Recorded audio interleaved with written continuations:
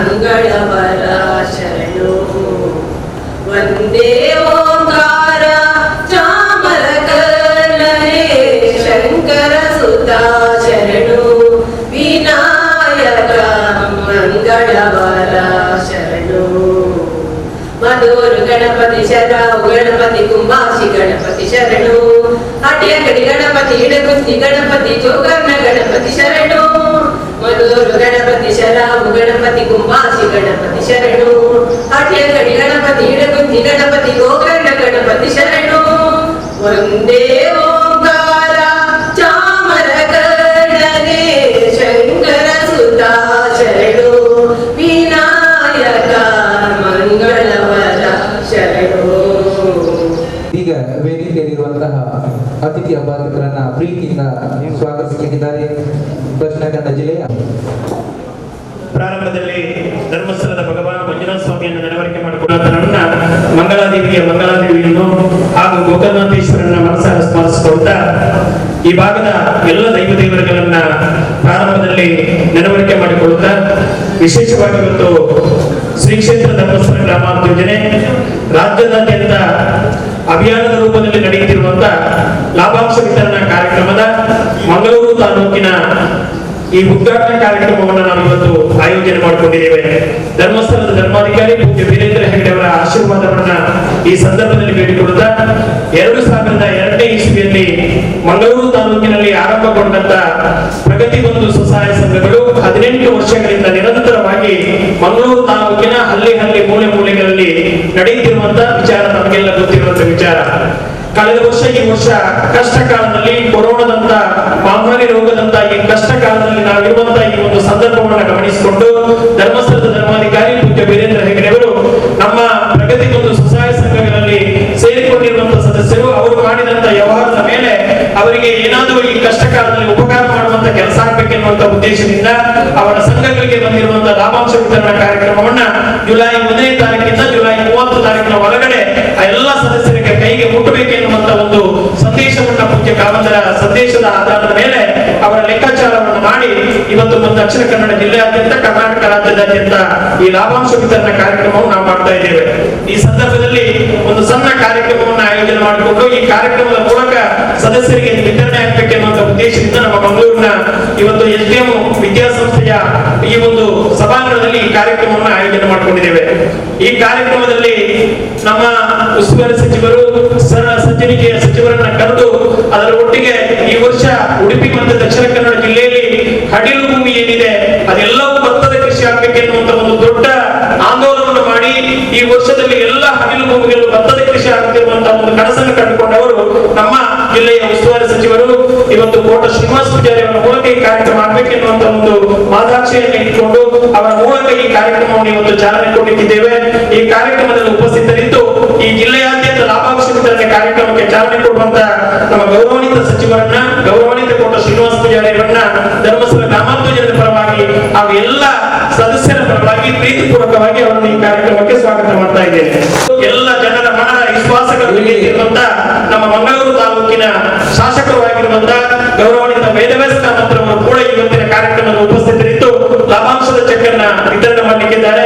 ಗೌರವಾನ್ವಿತ ವೇದವ್ಯಾಸ ಕಾಮತ್ರವರಿಗೆ ನಮ್ಮ ಧರ್ಮಸ್ಥಳ ಗ್ರಾಮಾಂತರ ಯೋಜನೆ ಪರವಾಗಿ ಎಲ್ಲ ಸದಸ್ಯರ ಪರವಾಗಿ ಪ್ರೀತಿಪೂರ್ವಕವಾದಂತಹ ಸ್ವಾಗತವನ್ನ ಬಯಸ್ತಾ ಇದ್ದೇನೆ. ಸಂಪೂರ್ಣ ಸುರಕ್ಷಾ ಸಹಾಯಕರು ಅವರು ಕೂಡ ಪುಷ್ಪಗುಚ್ಛವನ್ನು ಕೊಟ್ಟು ಶಾಸಕರನ್ನ ಆದರದಿಂದ ಸ್ವಾಗತಿಸಬೇಕಾಗಿ ಕೇಳಿಕೊಳ್ತಿದ್ದೇನೆ.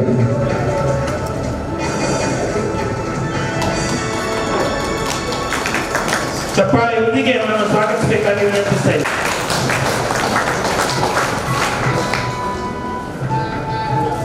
ಈ ಕಾರ್ಯಕ್ರಮದ ಪ್ರಗತಿ ಬಂಧು ಕೇಂದ್ರ ಒಕ್ಕೂಟದ ಅಧ್ಯಕ್ಷರಾದಂತಹ ಶ್ರೀಯುತ ಸತೀಶ್ ಕುಪ್ಪಳಯ್ಯನವರು ನಮ್ಮೊಟ್ಟಿಗೆ ಉಪಸ್ಥಿತರಿದ್ದಾರೆ.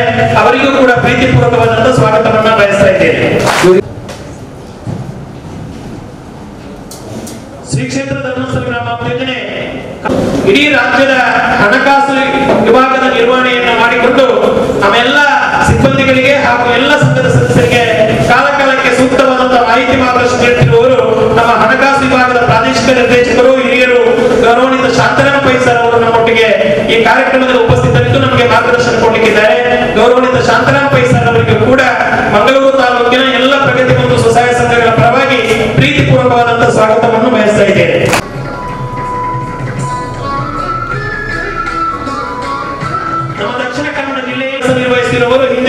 ಸಿಂಡಿಕೇಟ್ ಬ್ಯಾಂಕ್ ಇತ್ತು, ಆ ನಂತರ ಮಧ್ಯಾಗಿ ಅದು ಕೆನರಾ ಬ್ಯಾಂಕಿಗೆ ಇವತ್ತು ಆ ಕೆಲಸವನ್ನ ನಿರ್ವಹಿಸ್ತಾ ಇದ್ದಾರೆ. ಎಲ್ಲಾ ಬ್ಯಾಂಕ್ಗಳಿಂದ ಉತ್ತಮವಾದಂತಹ ಔಟ್ಸ್ಟ್ಯಾಂಡಿಂಗ್ ಅನ್ನು ಇಟ್ಕೊಂಡು ಉತ್ತಮವಾಗಿ ನಿರ್ವಹಣೆ ಮಾಡುತ್ತಿರುವಂತಹ ಇವತ್ತು ಹೆಚ್ಚು ಔಟ್ಸ್ಟ್ಯಾಂಡಿಂಗ್ ಇರುವಂತಹ ಬ್ಯಾಂಕ್ ನಮ್ಮ ಕೆನರಾ ಬ್ಯಾಂಕ್ ದಕ್ಷಿಣ ಕನ್ನಡ ಜಿಲ್ಲೆಯಲ್ಲಿದೆ. ಇದು ಲೀಡ್ ಬ್ಯಾಂಕಿನ ಮ್ಯಾನೇಜರ್ ಆಗಿ ಗೌರವಾನ್ವಿತ ಶ್ರೀಯುತ ಪ್ರವೀಣ್ ಎಂಸಿ ಅವರು ನಮ್ಮೊಟ್ಟಿಗೆ ಉಪಸ್ಥಿತರಿದ್ದಾರೆ. ಅವರು ಕೂಡ ನಮ್ಮ ಎಲ್ಲ ಕಾರ್ಯಕ್ರಮಗಳಿಗೆ ಉತ್ತಮ ಸಹಕಾರವನ್ನು ನಿರಂತರವಾಗಿ ನೀಡುತ್ತಿದ್ದಾರೆ. ಇವತ್ತಿನ ಈ ಲಾಭಾಂಶ ವಿತರಣಾ ಕಾರ್ಯಕ್ರಮದಲ್ಲಿ ಕೂಡ ಅವರು ಉಪಸ್ಥಿತರಿದ್ದು ತಮಗೆ ಮಾರ್ಗದರ್ಶನವನ್ನು ಕೊಟ್ಟಿದ್ದಾರೆ. ಗೌರವಾನ್ವಿತ ಪ್ರವೀಣ್ ಸರ್ ಅವರಿಗೂ ಕೂಡ ಧರ್ಮಸ್ಥಳ ಗ್ರಾಮಾಭಿವೃದ್ಧಿ ಯೋಜನೆ ಪರವಾಗಿ ಪ್ರೀತಿಪೂರ್ವಕವಾದಂತಹ ಸ್ವಾಗತವನ್ನು ಬಯಸ್ತಾ ಇದ್ದೇನೆ. ಧರ್ಮಸ್ಥಳ ಗ್ರಾಮಾಭಿವೃದ್ಧಿ ಯೋಜನೆಯ ವಸಂತ ಸಾಲಿನ ಸರ್ ಇವರು. ಡಾಕ್ಟರ್ ಡಿ ವೀರೇಂದ್ರ ಹೆಗ್ಗಡೆ ಅವರು ಹಾಗೂ ಮಾತೃಶ್ರೀ ಹೇಮಾವತಿ ಅಮ್ಮನವರ ಶುಭ ಆಶೀರ್ವಾದವನ್ನು ಬೇಡಿಕೊಳ್ಳುತ್ತಾ ಇವತ್ತು ಮಂಗಳೂರು ತಾಲೂಕಿನ ಸ್ವಸಹಾಯ ಸಂಘಗಳ ಒಂದು ನಿರ್ವಹಣೆಯಲ್ಲಿ ಪಡೆಕೊಂಡಂತಹ ಲಾಭಾಂಶದ ಒಂದು ವಿತರಣಾ ಕಾರ್ಯಕ್ರಮವನ್ನು ನಾವಿಲ್ಲಿ ಆಯೋಜಿಸಿದ್ದೇವೆ. ಈ ಕಾರ್ಯಕ್ರಮದ ವಿತರಣೆಯನ್ನ ಮಾಡುವುದಕ್ಕಾಗಿ ಹಾಗೂ ಈ ಕಾರ್ಯಕ್ರಮದ ಉದ್ಘಾಟನೆಯನ್ನ ಮಾಡುವುದಕ್ಕಾಗಿ ಆಗಮಿಸಿದಂತಹ ನಮ್ಮೆಲ್ಲರ ಆತ್ಮೀಯರು, ದಕ್ಷಿಣ ಕನ್ನಡ ಜಿಲ್ಲೆಯ ಉಸ್ತುವಾರಿ ಸಚಿವರು, ಸರಳ ಸಜ್ಜನಿಕೆಯ ಒಬ್ಬರು ವ್ಯಕ್ತಿ, ಶ್ರೀ ಗೌರವಾನ್ವಿತ ಕೋಟ ಶ್ರೀನಿವಾಸ ಪೂಜಾರಿ ಅವರೇ, ದಕ್ಷಿಣ ಕನ್ನಡ ಜಿಲ್ಲೆಯ ಲೀಡ್ ಬ್ಯಾಂಕ್ ಮ್ಯಾನೇಜರ್ ಆದಂತಹ ಗೌರವಾನ್ವಿತ ಪ್ರವೀಣ್ ರವರೇ, ಬ್ಯಾಂಕ್ ಆಫ್ ಬರೋಡದ ಪ್ರಬಂಧಕರಾದಂತಹ ಕಿರಣ್ ರವರೇ ಹಾಗೂ ಈ ಜಿಲ್ಲೆಯ ನಿರ್ದೇಶಕರೇ, ಜನಜಾಗೃತಿ ವೇದಿಕೆಯ ಜಿಲ್ಲಾ ಅಧ್ಯಕ್ಷರೇ, ಪ್ರಗತಿ ಬಂಧು ಕೇಂದ್ರ ಸಮಿತಿಯ ಅಧ್ಯಕ್ಷರೇ, ಯೋಜನಾಧಿಕಾರಿಯವರೇ, ಮೇಲ್ವಿಚಾರಕರೇ ಮತ್ತು ಬಹಳ ಮುಖ್ಯವಾಗಿ ಇಲ್ಲಿ ಸೇರಿದಂತಹ ನಮ್ಮ ಸ್ವಸಹಾಯ ಸಂಘಗಳ ಎಲ್ಲ ಪ್ರತಿನಿಧಿಗಳೇ ಮತ್ತು ನಮ್ಮೆಲ್ಲ ಕಾರ್ಯಕರ್ತ ಮಿತ್ರರೇ, ಪತ್ರಿಕಾ ಮಾಧ್ಯಮದವರೇ, ಶ್ರೀ ಕ್ಷೇತ್ರ ಧರ್ಮಸ್ಥಳ ಗ್ರಾಮಾಭಿವೃದ್ಧಿ ಯೋಜನೆ ಪ್ರಾರಂಭವಾಗಿ ಸುಮಾರು 40 ವರ್ಷಗಳು ಸಮೀಪಿಸ್ತಾ ಇದೆ. ಇವತ್ತು ಶ್ರೀ ಕ್ಷೇತ್ರ ಧರ್ಮಸ್ಥಳ ಗ್ರಾಮಾಭಿವೃದ್ಧಿ ಯೋಜನೆ ಪ್ರಾರಂಭ ಆಗುವಾಗ ಒಂದು ರೂಪದಲ್ಲಿದ್ದರೆ, ತದನಂತರ ಅದು ಸ್ವಸಹಾಯ ಸಂಘಗಳ ಮಾದರಿಯಲ್ಲಿ ತನ್ನ ಕಾರ್ಯಚಟುವಟಿಕೆಗಳನ್ನು ವಿಸ್ತರಿಸಿದೆ. ಇವತ್ತು ಗ್ರಾಮೀಣ ಭಾಗದಲ್ಲಿರುವ ಬಡ ಮಹಿಳೆಯರು, ಅದೇ ರೀತಿ ಕೃಷಿಕ ಮಿತ್ರರು ಸೇರಿಕೊಂಡು ಪ್ರಗತಿ ಬಂಧು ಸ್ವಸಹಾಯ ಸಂಘಗಳನ್ನ ಒಂದು ಮಾದರಿಯಾಗಿ ಕರ್ನಾಟಕ ರಾಜ್ಯದಲ್ಲಿ ಪ್ರಾರಂಭ ಆಯಿತು. ಬಹುಶಃ ಕರ್ನಾಟಕ ರಾಜ್ಯದಲ್ಲೇ ಪುರುಷರ ಸ್ವಸಹಾಯ ಸಂಘ ಪ್ರಪ್ರಥಮವಾಗಿ ಪ್ರಾರಂಭವಾಗಿದ್ದರೆ ಅದು ಶ್ರೀ ಕ್ಷೇತ್ರ ಧರ್ಮಸ್ಥಳ ಗ್ರಾಮಾಭಿವೃದ್ಧಿ ಯೋಜನೆ. ಅದಕ್ಕಿಂತ ಪೂರ್ವದಲ್ಲಿ ಸ್ವಸಹಾಯ ಸಂಘಗಳ ಕಲ್ಪನೆ ಇರಲಿಲ್ಲ. ಬಹುಶಃ ಆ ಕಾಲದಲ್ಲಿ ಕೃಷಿಕರಿಗೆ ಒಂದು ಕೂಲಿ ಕೆಲಸದ ಆಳುಗಳ ಸಮಸ್ಯೆ ಬಹಳಷ್ಟು ತಲೆದೋರಿದಿವೆ. ಆ ಸಂದರ್ಭದಲ್ಲಿ ಭೂ ಒಡೆತನ ಅವರಿಗೆ ಸಿಕ್ಕಿರುವುದರಿಂದಾಗಿ ಎಲ್ಲರೂ ಆ ಒಂದು ಅವರವರ ಜಮೀನಿನಲ್ಲಿ ಕೆಲಸವನ್ನ ನಿರ್ವಹಿಸ್ತಾ ಇದ್ದರು. ಇಂತಹ ಸಂದರ್ಭದಲ್ಲಿ ಶ್ರೀ ಕ್ಷೇತ್ರ ಧರ್ಮಸ್ಥಳ ಗ್ರಾಮಾಭಿವೃದ್ಧಿ ಯೋಜನೆ ಗ್ರಾಮೀಣ ಭಾಗದಲ್ಲಿರುವ ರೈತರನ್ನ ಒಟ್ಟು ಸೇರಿಸಿಕೊಂಡು ಕೃಷಿಕರನ್ನೇ ಕೃಷಿಕ ಸಂಘ ಅಂತ ಹೇಳಿದ್ರೆ ಅದು ಪ್ರಗತಿ ಬಂದು ಸ್ವಸಹಾಯ ಸಂಘವನ್ನ ರಚನೆ ಮಾಡಿ ವಾರದಲ್ಲಿ ಒಂದು ದಿನ ಶ್ರಮ ವಿನಿಮಯದೊಂದಿಗೆ ವಾರದ 10 ರೂಪಾಯಿ ಉಳಿತಾಯವನ್ನ ಪ್ರಾರಂಭಿಸಿತು. ಈ ಇಂತಹ ಒಂದು ಸಂಘದ ಯಶಸ್ವಿಯನ್ನ ಮನಗಂಡು ತದನಂತರ ಮಹಿಳೆಯರನ್ನ, ಗ್ರಾಮೀಣ ಭಾಗದ ಮಹಿಳೆಯರನ್ನ ಸೇರಿಸಿ 10 ಮಂದಿಯ ಒಂದು ಸ್ವಸಹಾಯ ಸಂಘ, 10 ರಿಂದ 20 ಜನರನ್ನ ಸೇರಿಸಿ ಸ್ವಸಹಾಯ ಸಂಘವನ್ನ ರಚನೆ ಮಾಡಿತು. ಈ ಸ್ವಸಹಾಯ ಸಂಘಗಳ ಮೂಲಕ ಬಹಳ ಮುಖ್ಯವಾಗಿ ಅದರಲ್ಲಿ ವಾರದ ಸಭೆ, ಮಹಿಳೆಯರ ಬಗ್ಗೆ, ಅವರ ಅಭಿವೃದ್ಧಿಯ ಬಗ್ಗೆ ಚಿಂತನೆ, ಕುಟುಂಬದ ಬಗ್ಗೆ ಚಿಂತನೆ, ಆರೋಗ್ಯದ ಬಗ್ಗೆ ಚಿಂತನೆಯ ಜೊತೆಗೆ ವಾರದಲ್ಲಿ ಉಳಿತಾಯವನ್ನ ಕಟ್ಟುವಂತಹ ಒಂದು ಕೆಲಸವನ್ನ, ಉಳಿತಾಯವನ್ನ ತೊಡಗಿಸುವಂತಹ ವ್ಯವಸ್ಥೆಯನ್ನ ಪ್ರಾರಂಭ ಮಾಡಿತ್ತು. ಬಹುಶಃ ಆ ಕಾಲದಲ್ಲಿ ಸ್ವಸಹಾಯ ಸಂಘ ರಚನೆ ಆಗುವಾಗ ಒಂದು ಉಳಿತಾಯ ಪ್ರಾರಂಭ 5 ರೂಪಾಯಿ ಉಳಿತಾಯ ಮಾಡ್ಬೇಕಂತ ಹೇಳಿದ್ರೆ ಬಹಳ ಕಷ್ಟದಂತಹ ಸಂದರ್ಭ ಇತ್ತು. ಪ್ರಥಮದಲ್ಲಿ ವಾರದಲ್ಲಿ 2 ರೂಪಾಯಿಯಲ್ಲಿ ಉಳಿತಾಯವನ್ನ ಪ್ರಾರಂಭಿಸಿದ ಸ್ವಸಹಾಯ ಸಂಘಗಳು ಇದೆ. ತದನಂತರ ಅದು 5 ರೂಪಾಯಿಗೆ ಏರಿ 10 ರೂಪಾಯಿಗೆ ಬಂತು. ಈಗ ಪ್ರಸ್ತುತ 20 ರೂಪಾಯಿ, 30 ರೂಪಾಯಿ, 50 ರೂಪಾಯಿವರೆಗೆ ಉಳಿತಾಯವನ್ನ ಮಾಡುವಂತಹ ಸದಸ್ಯರುಗಳು ನಮ್ಮ ಸ್ವಸಹಾಯ ಸಂಘಗಳು ನಮ್ಮಲ್ಲಿದೆ. ಇವತ್ತು ಗ್ರಾಮಾಭಿವೃದ್ಧಿ ಯೋಜನೆಯಲ್ಲಿ ಕೇವಲ ಪ್ರಗತಿ ಬಂಧು ಮತ್ತು ಸ್ವಸಹಾಯ ಸಂಘಗಳಲ್ಲದೆ 4 ವಿಧದ ಸ್ವಸಹಾಯ ಸಂಘಗಳನ್ನು ನಾವು ಇವತ್ತು ಆಯೋಜನೆ ಮಾಡ್ತಾ ಇದ್ದೇವೆ. ಬಹಳ ಮುಖ್ಯವಾಗಿ ಒಂದು ರೈತರ ಪ್ರಗತಿ ಬಂಧು ಸ್ವಸಹಾಯ ಸಂಘ ಆದ್ರೆ, ಮಹಿಳಾ ಸ್ವಸಹಾಯ ಸಂಘ. ಇನ್ನೊಂದು ಬಹಳ ಮುಖ್ಯವಾಗಿ ಯುವ ಜನಾಂಗವನ್ನ ಒಟ್ಟು ಸೇರಿಸಿ ಅವರಿಗೆ ಸ್ವ ಉದ್ಯೋಗವನ್ನ ಒದಗಿಸಬೇಕು. ಅದೇ ರೀತಿ ಅವರು ಉಳಿತಾಯವನ್ನ ಮಾಡಬೇಕು. ಆ ಮೂಲಕ ಅವರ ಅಭಿವೃದ್ಧಿಯನ್ನ ಸಾಧಿಸಬೇಕು ಅನ್ನುವಂಥ ಉದ್ದೇಶದಿಂದ JLG ಸಂಘವನ್ನ ನಾವು ಪ್ರಾರಂಭಿಸಿದೆವು. ತದನಂತರ ಬಹಳಷ್ಟು ಜನ ಇವತ್ತು ನಮ್ಮಲ್ಲಿ ಸ್ವಸಹಾಯ ಸಂಘದಲ್ಲಿ ಸೇರಿ ಪ್ರಾರಂಭದಿಂದಲೂ ಸ್ವಸಹಾಯ ಸಂಘವನ್ನ ಸೇರಿದ ನಂತರ ಸುಮಾರು 60 ವರ್ಷ ಪ್ರಾಯದ ನಂತರ ಇವತ್ತಿನ ಒಂದು ಹಂತದಲ್ಲಿ ಅವರನ್ನ ಸ್ವಸಹಾಯ ಸಂಘದಿಂದ ಅವರಿಗೆ ನಿವೃತ್ತಿಯನ್ನು ಕೊಡುವಂತಹ ಒಂದು ವ್ಯವಸ್ಥೆ ಇವತ್ತು ನಮ್ಮ ಸ್ವಸಹಾಯ ಸಂಘಗಳಲ್ಲಿ ಇದೆ. ಈ ಸಂದರ್ಭದಲ್ಲಿ ಅವರೊಂದು ಬೇಡಿಕೆ ಇತ್ತು, ನಮ್ಮನ್ನು ಕೂಡ ಸ್ವಸಹಾಯ ಸಂಘಕ್ಕೆ ಸೇರಿಸಿ ನಾವು ಕೂಡ ಸ್ವಸಹಾಯ ಸಂಘದಲ್ಲಿ ಮುಂದುವರಿತೇವೆ ಅನ್ನುವಂತ ಬೇಡಿಕೆಯನ್ನ ಮನಗಂಡಂತ ಪೂಜ್ಯರು 60 ವರ್ಷದ ನಂತರ ಅವರನ್ನ ವಾತ್ಸಲ್ಯ ಸಂಘವನ್ನಾಗಿ ರಚನೆ ಮಾಡಿ ಅವರು ಕೇವಲ ಉಳಿತಾಯವನ್ನ ಮಾಡೋದು, ನಂತರ ಅವರ ಸಣ್ಣ ಸಣ್ಣ ಏನು ಬೇಡಿಕೆಗಳಿವೆ ಅದನ್ನ ಪೂರೈಸುವುದಕ್ಕಾಗಿ ಸಣ್ಣ ಮಟ್ಟದಲ್ಲಿ ಅವರಿಗೆ ಸಾಲವನ್ನು ಒದಗಿಸುವುದಕ್ಕಾಗಿ ವಾತ್ಸಲ್ಯ ಸಂಘವನ್ನ ರಚನೆ ಮಾಡಿತ್ತು. ಇವತ್ತು ಇಂತಹ ಸ್ವಸಹಾಯ ಸಂಘಗಳು ನಮ್ಮ ಕರ್ನಾಟಕ ರಾಜ್ಯದಲ್ಲಿ ಸುಮಾರು 4.5 ಲಕ್ಷಕ್ಕೂ ಅಧಿಕ ಸ್ವಸಹಾಯ ಸಂಘಗಳಿವೆ. ಈ 4 ಮಾದರಿಯ ಸುಮಾರು 45 ಲಕ್ಷಕ್ಕೂ ಅಧಿಕ ಸದಸ್ಯರುಗಳು ಈ ಸ್ವಸಹಾಯ ಸಂಘಗಳಲ್ಲಿ ರಾಜ್ಯ ಮಟ್ಟದಲ್ಲಿ ಸೇರಿಕೊಂಡಿವೆ. ಇವತ್ತು ಕರ್ನಾಟಕ ರಾಜ್ಯದ ಎಲ್ಲ ಜಿಲ್ಲೆಗಳಲ್ಲಿ ಗ್ರಾಮಾಭಿವೃದ್ಧಿ ಯೋಜನೆ ವಿಸ್ತರಣೆಯಾಗಿದೆ. ಇಂತಹ ಒಂದು ಸಂದರ್ಭದಲ್ಲಿ ಈ ಎಲ್ಲ ಸ್ವಸಹಾಯ ಸಂಘಗಳ ವ್ಯವಹಾರವನ್ನ ಬಹುಶಃ ಇವತ್ತು ಬಹಳಷ್ಟು ಜನರಿಗೆ ಒಂದು ತಪ್ಪು ಕಲ್ಪನೆ ಇದೆ ಅಂತ ಹೇಳಿದ್ರೆ, ಬಹುಶಃ ಧರ್ಮಸ್ಥಳ ಗ್ರಾಮಾಭಿವೃದ್ಧಿ ಯೋಜನೆ ಸ್ವಸಹಾಯ ಸಂಘವನ್ನ ರಚಿಸಿ ಆ ಸ್ವಸಹಾಯ ಸಂಘಗಳಿಗೆ ಗ್ರಾಮಾಭಿವೃದ್ಧಿ ಯೋಜನೆಯ ಮೂಲಕ ಸಾಲವನ್ನ ಕೊಡ್ತಾರೆ ಅನ್ನುವಂತ ಒಂದು ತಪ್ಪು ಕಲ್ಪನೆ ಇದೆ. ಬಹುಶಃ ನಾವೇನು ಸಂಘವನ್ನ ರಚನೆ ಮಾಡಿದ್ದೇವೋ ಈ ಎಲ್ಲ ಸಂಘಗಳನ್ನ ರಾಷ್ಟ್ರೀಕೃತ ಬ್ಯಾಂಕ್ಗಳು, ವಾಣಿಜ್ಯ ಬ್ಯಾಂಕ್ಗಳಂತ ನಾವೇನ್ ಹೇಳ್ತೇವೋ ಆ ಬ್ಯಾಂಕ್ಗಳ ಮೂಲಕ ಆ ಸಂಘಗಳನ್ನ ಅವರಿಗೆ ಲಿಂಕ್ ಮಾಡಿ ಇವತ್ತು ಗ್ರಾಮಾಭಿವೃದ್ಧಿ ಯೋಜನೆ ಸ್ವಸಹಾಯ ಸಂಘಗಳು ಮತ್ತು ಬ್ಯಾಂಕಿನ ಒಂದು ಪ್ರತಿನಿಧಿಯಾಗಿ ಜವಾಬ್ದಾರಿಯನ್ನ ನಿರ್ವಹಿಸಿ ನಮ್ಮ ಸ್ವಸಹಾಯ ಸಂಘಗಳಿಗೆ ಸೂಕ್ತ ಸಮಯದಲ್ಲಿ ಈ ಹಣಕಾಸಿನ ವ್ಯವಹಾರವನ್ನ, ಆರ್ಥಿಕ ವ್ಯವಹಾರವನ್ನ ಒದಗಿಸುವುದಕ್ಕೆ ಬೇಕಾಗಿ ಪ್ರತಿನಿಧಿಯಾಗಿ ಕೆಲಸ ಮಾಡ್ತಾ ಇದೆ. ಇವತ್ತು ನಮ್ಮ ಸ್ವಸಹಾಯ ಸಂಘಗಳಲ್ಲಿ ಏನೇ ಆರ್ಥಿಕ ವ್ಯವಹಾರಗಳಿದ್ರು ಅದು ನೇರವಾಗಿ ಸಂಬಂಧಪಟ್ಟಂತಹ ಬ್ಯಾಂಕ್ಗಳ ಮೂಲಕ ಆಗುವಂತದ್ದು. ಇವತ್ತು ಮಂಗಳೂರು ತಾಲೂಕಿನಲ್ಲಿ ಬ್ಯಾಂಕ್ ಆಫ್ ಬರೋಡದ ಮೂಲಕ ಸ್ವಸಹಾಯ ಸಂಘಗಳ ಆರ್ಥಿಕ ವ್ಯವಹಾರಗಳು ಆಗ್ತದೆ. ನಮ್ಮ ಸ್ವಸಹಾಯ ಸಂಘಗಳ ಎಲ್ಲ ಹಣಕಾಸು ಏನು ಮಾಡ್ತಾವ, ಬ್ಯಾಂಕ್ಗಳು ಏನು ಕೆಲಸವನ್ನ ಮಾಡ್ತಾವ, ಬ್ಯಾಂಕ್ಗಳ ಪ್ರತಿನಿಧಿಯಾಗಿ ಗ್ರಾಮಾಭಿವೃದ್ಧಿ ಯೋಜನೆ ಸ್ವಸಹಾಯ ಸಂಘದ ಸದಸ್ಯರುಗಳಿಗೆ ಸೇವೆಯನ್ನ ಕೊಡುವಂತಹ ಕೆಲಸ ಇದೆ. ಇವತ್ತು ಎಲ್ಲ ವ್ಯವಹಾರಗಳು ಬ್ಯಾಂಕಿನ ಮೂಲಕ ಆಗಿರೋದ್ರಿಂದಾಗಿ ಇವತ್ತು ಏನು ನಮ್ಮ ಗ್ರಾಮಾಭಿವೃದ್ಧಿ ಯೋಜನೆಯಲ್ಲಿ 4.5 ಲಕ್ಷ ಸ್ವಸಹಾಯ ಸಂಘಗಳಿವೆಯೋ ಬೇರೆ ಬೇರೆ ಜಿಲ್ಲೆಗಳಲ್ಲಿ ಬೇರೆ ಬೇರೆ ಬ್ಯಾಂಕಿನ ಮೂಲಕ ಆಗ್ತಾ ಇದೆ. ಇವತ್ತು ಇಂತಹ ಒಂದು ಆರ್ಥಿಕ ವ್ಯವಹಾರಗಳ ಮೂಲಕ ಬಹುಶಃ ಗ್ರಾಮಾಭಿವೃದ್ಧಿ ಯೋಜನೆಯ ಸ್ವಸಹಾಯ ಸಂಘಗಳು ಪ್ರತಿ ವರ್ಷ ಅವರ ಹಣಕಾಸಿನ ವ್ಯವಹಾರದ ಬಗ್ಗೆ ಗ್ರಾಮಾಭಿವೃದ್ಧಿ ಯೋಜನೆ ಎಲ್ಲ ಸಂಬಂಧಪಟ್ಟ ನಮ್ಮ ಆಡಿಟರ್ಗಳ ಮೂಲಕ ಆ ಎಲ್ಲ ಆಡಿಟ್ ಅನ್ನ ಗ್ರಾಮಾಭಿವೃದ್ಧಿ ಯೋಜನೆ ಮಾಡಿಸ್ತಾ ಇದೆ. ಆ ಸಂಘಗಳಿಗೆ ಗ್ರೇಡಿಂಗ್ ಅನ್ನ, ಶ್ರೇಣೀಕರಣವನ್ನ ಕೊಡ್ತಾ ಇದೆ. ಇವತ್ತು ಇರುವಂತಹ ಎಲ್ಲ ಸ್ವಸಹಾಯ ಸಂಘಗಳು ಏನು ಲಾಭಾಂಶವನ್ನ ಗಳಿಸಿದೆಯೋ ಇವೆಲ್ಲ ಸ್ವಸಹಾಯ ಸಂಘಗಳು AB ಗ್ರೇಡ್ ನ ಸ್ವಸಹಾಯ ಸಂಘಗಳು. ಬಹುಶಃ ಇವತ್ತು 100ಕ್ಕೆ 100 ಸ್ವಸಹಾಯ ಸಂಘಗಳು AB ಗ್ರೇಡ್ ನಲ್ಲಿದೆ. ಬಹುಶಃ ಬಹಳ ಸಂತೋಷ ಆಗ್ತಾ ಇದೆ.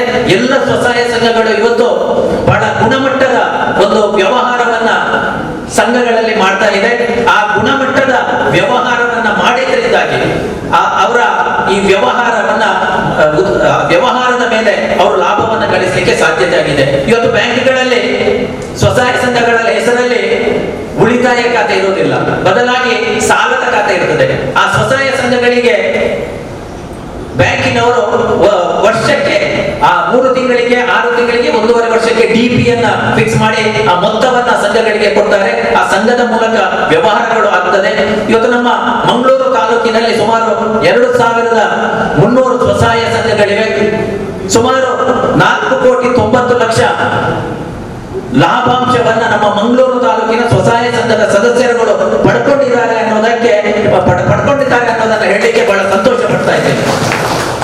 ಅದೇ ರೀತಿ ನಮ್ಮ ಜಿಲ್ಲೆಯಲ್ಲಿ ಸುಮಾರು 24,000 ಸ್ವಸಹಾಯ ಸಂಘಗಳು ಸುಮಾರು 49 ಕೋಟಿ ರೂಪಾಯಿ ಲಾಭಾಂಶವನ್ನ ನಮ್ಮ ದಕ್ಷಿಣ ಕನ್ನಡ ಒಂದೇ ಜಿಲ್ಲೆಯಲ್ಲಿ ಲಾಭಾಂಶವನ್ನ ಸ್ವಸಹಾಯ ಸಂಘಗಳು ಗಳಿಸಿದೆ ಅನ್ನೋದಕ್ಕೆ ಬಹಳ ಹೆಮ್ಮೆಯ ವಿಚಾರವಾಗಿದೆ. ಇಡೀ ರಾಜ್ಯದಲ್ಲಿರುವಂತಹ 4.5 ಲಕ್ಷ ಸ್ವಸಹಾಯ ಸಂಘಗಳು 620 ಕೋಟಿ ಲಾಭಾಂಶವನ್ನ ಗಳಿಸಿದೆ ಅಂತ ಹೇಳಿದ್ರೆ ಇದು ದೊಡ್ಡ ವಿಚಾರವೇ ಸರಿ. ಈ ಸಂದರ್ಭದಲ್ಲಿ ಗ್ರಾಮಾಭಿವೃದ್ಧಿ ಯೋಜನೆ ಸ್ವಸಹಾಯ ಸಂಘಗಳನ್ನ ಹೇಗೆ ಆ ವ್ಯವಹಾರವನ್ನ ಮಾಡ್ತಾ ಇದೆ, ನಿರ್ವಹಣೆ ಮಾಡ್ತಾ ಇದೆ ಅಂತ ಹೇಳಿದ್ರೆ, ಕಳೆದ ವರ್ಷದ ಕೊರೋನಾ 1ನೇ ಅಲೆಯಲ್ಲಿ ಬಹಳಷ್ಟು ಸಮಸ್ಯೆಗಳನ್ನ ನಮ್ಮ ಸ್ವಸಹಾಯ ಸಂಘದ ಸದಸ್ಯರುಗಳು ಎದುರಿಸಿದ್ರು. ಆ ಸಂದರ್ಭದಲ್ಲಿ ಗ್ರಾಮಾಭಿವೃದ್ಧಿ ಯೋಜನೆ ನಮ್ಮ ಸ್ವಸಹಾಯ ಸಂಘದ ಸದಸ್ಯರುಗಳಿಗೆ ಧೈರ್ಯವನ್ನು ತುಂಬುವಂತ ಕೆಲಸವನ್ನ ಮಾಡಿತ್ತು. ಕೊರೋನಾ ಜಾಗೃತಿಯನ್ನ ಮೂಡಿಸುವಂತಹ ಕೆಲಸವನ್ನ ಮಾಡಿತ್ತು. ಅದೇ ರೀತಿ ಬಹಳ ಕಷ್ಟ ಕಾಲದಲ್ಲಿ ಸ್ವಸಹಾಯ ಸಂಘದ ಸದಸ್ಯರುಗಳಿಗೆ ನಾವು ಸಹಕಾರವನ್ನ ನೀಡಬೇಕು ಅನ್ನುವಂತ ಉದ್ದೇಶದಿಂದ ಪೂಜ್ಯರು ಕಳೆದ ವರ್ಷದಲ್ಲಿ ಸುಮಾರು ನಮ್ಮ ಸಾಲ ನೀಡಿದಂತಹ ಸ್ವಸಹಾಯ ಸಂಘಗಳಿಗೆ ಸುಮಾರು 1.5% ಬಡ್ಡಿಯನ್ನ ಕಡಿತಗೊಳಿಸಿದರು. ಸುಮಾರು 14-15% ಇದ್ದಂತ ಬಡ್ಡಿಯನ್ನ 13.5% ಇಲ್ಲಿ ಇಳಿಸಿದ್ರು. ಅದೇ ರೀತಿ ಬಹಳ ಕಷ್ಟದಲ್ಲಿ ನಮ್ಮ ಸ್ವಸಹಾಯ ಸಂಘದ ಸದಸ್ಯರುಗಳು ಕಂತನ್ನ ಕಟ್ತಾ ಇದ್ದಾರೆ, ಅವರಿಗೆ ಹೊರೆ ಆಗ್ತದೆ ಅನ್ನುವಂಥದ್ದನ್ನ ಮನಗಂಡಂತ ಪೂಜ್ಯರು ಆ ಸಾಲದ ಅವಧಿಯನ್ನ ನೇರವಾಗಿ ಗ್ರಾಮಾಭಿವೃದ್ಧಿ ಯೋಜನೆ ಜವಾಬ್ದಾರಿಯನ್ನು ವಹಿಸಿಕೊಂಡು ನೇರವಾಗಿ ಆ ಸಾಲದ ಅವಧಿಯನ್ನ ವಿಸ್ತರಿಸಿ ಸಣ್ಣದ ಕಂತನ್ನ ಮರುಪಾವತಿ ಮಾಡುವಂತಹ ಒಂದು ಅವಕಾಶವನ್ನ ನಮ್ಮ ಸಂಘದ ಸದಸ್ಯರುಗಳಿಗೆ ನೀಡಿ ಆ ಮೂಲಕ ಸ್ವಸಹಾಯ ಸಂಘಗಳಿಗೆ ಪ್ರೇರಣೆಯನ್ನ ಪ್ರೋತ್ಸಾಹವನ್ನ ಗ್ರಾಮಾಭಿವೃದ್ಧಿ ಯೋಜನೆ ನೀಡಿತ್ತು. ಇದರಿಂದಾಗಿ ಬಹಳಷ್ಟು ಸ್ವಸಹಾಯ ಸಂಘಗಳು ಕಳೆದ ವರ್ಷ ಯಶಸ್ವಿ ನಿರ್ವಹಣೆಯನ್ನ ಮಾಡಿದೆ. ಏನು ಆ ಸವಾಲಿತ್ತು ಆ ಸವಾಲನ್ನು ಒಂದು ಅವಕಾಶವನ್ನಾಗಿ ನಮ್ಮ ಸ್ವಸಹಾಯ ಸಂಘಗಳು ಸದ್ಬಳಕೆ ಮಾಡಿಕೊಂಡಿದ್ದಾರೆ. ಎಷ್ಟೇ ಕಷ್ಟ ಬಂದರೂ ಸ್ವಸಹಾಯ ಸಂಘಗಳಿಗೆ ಧೈರ್ಯವನ್ನ ತುಂಬಿ ಅವರ ನಿರಂತರವಾಗಿ ಅವರ ಕೃಷಿಯ ಇರ್ಬೋದು ಅಥವಾ ಕುಟುಂಬದ ಆರ್ಥಿಕ ಚಟುವಟಿಕೆಗಳಿರ್ಬೋದು ಅದಕ್ಕೆ ಪ್ರೋತ್ಸಾಹವಾಗಿ ಪ್ರತಿ ವರ್ಷ ಬ್ಯಾಂಕಿನ ಮೂಲಕ ಸಾಲವನ್ನ ಕಳೆದ ವರ್ಷವೂ ವಿತರಣೆ ಮಾಡಿದೆ.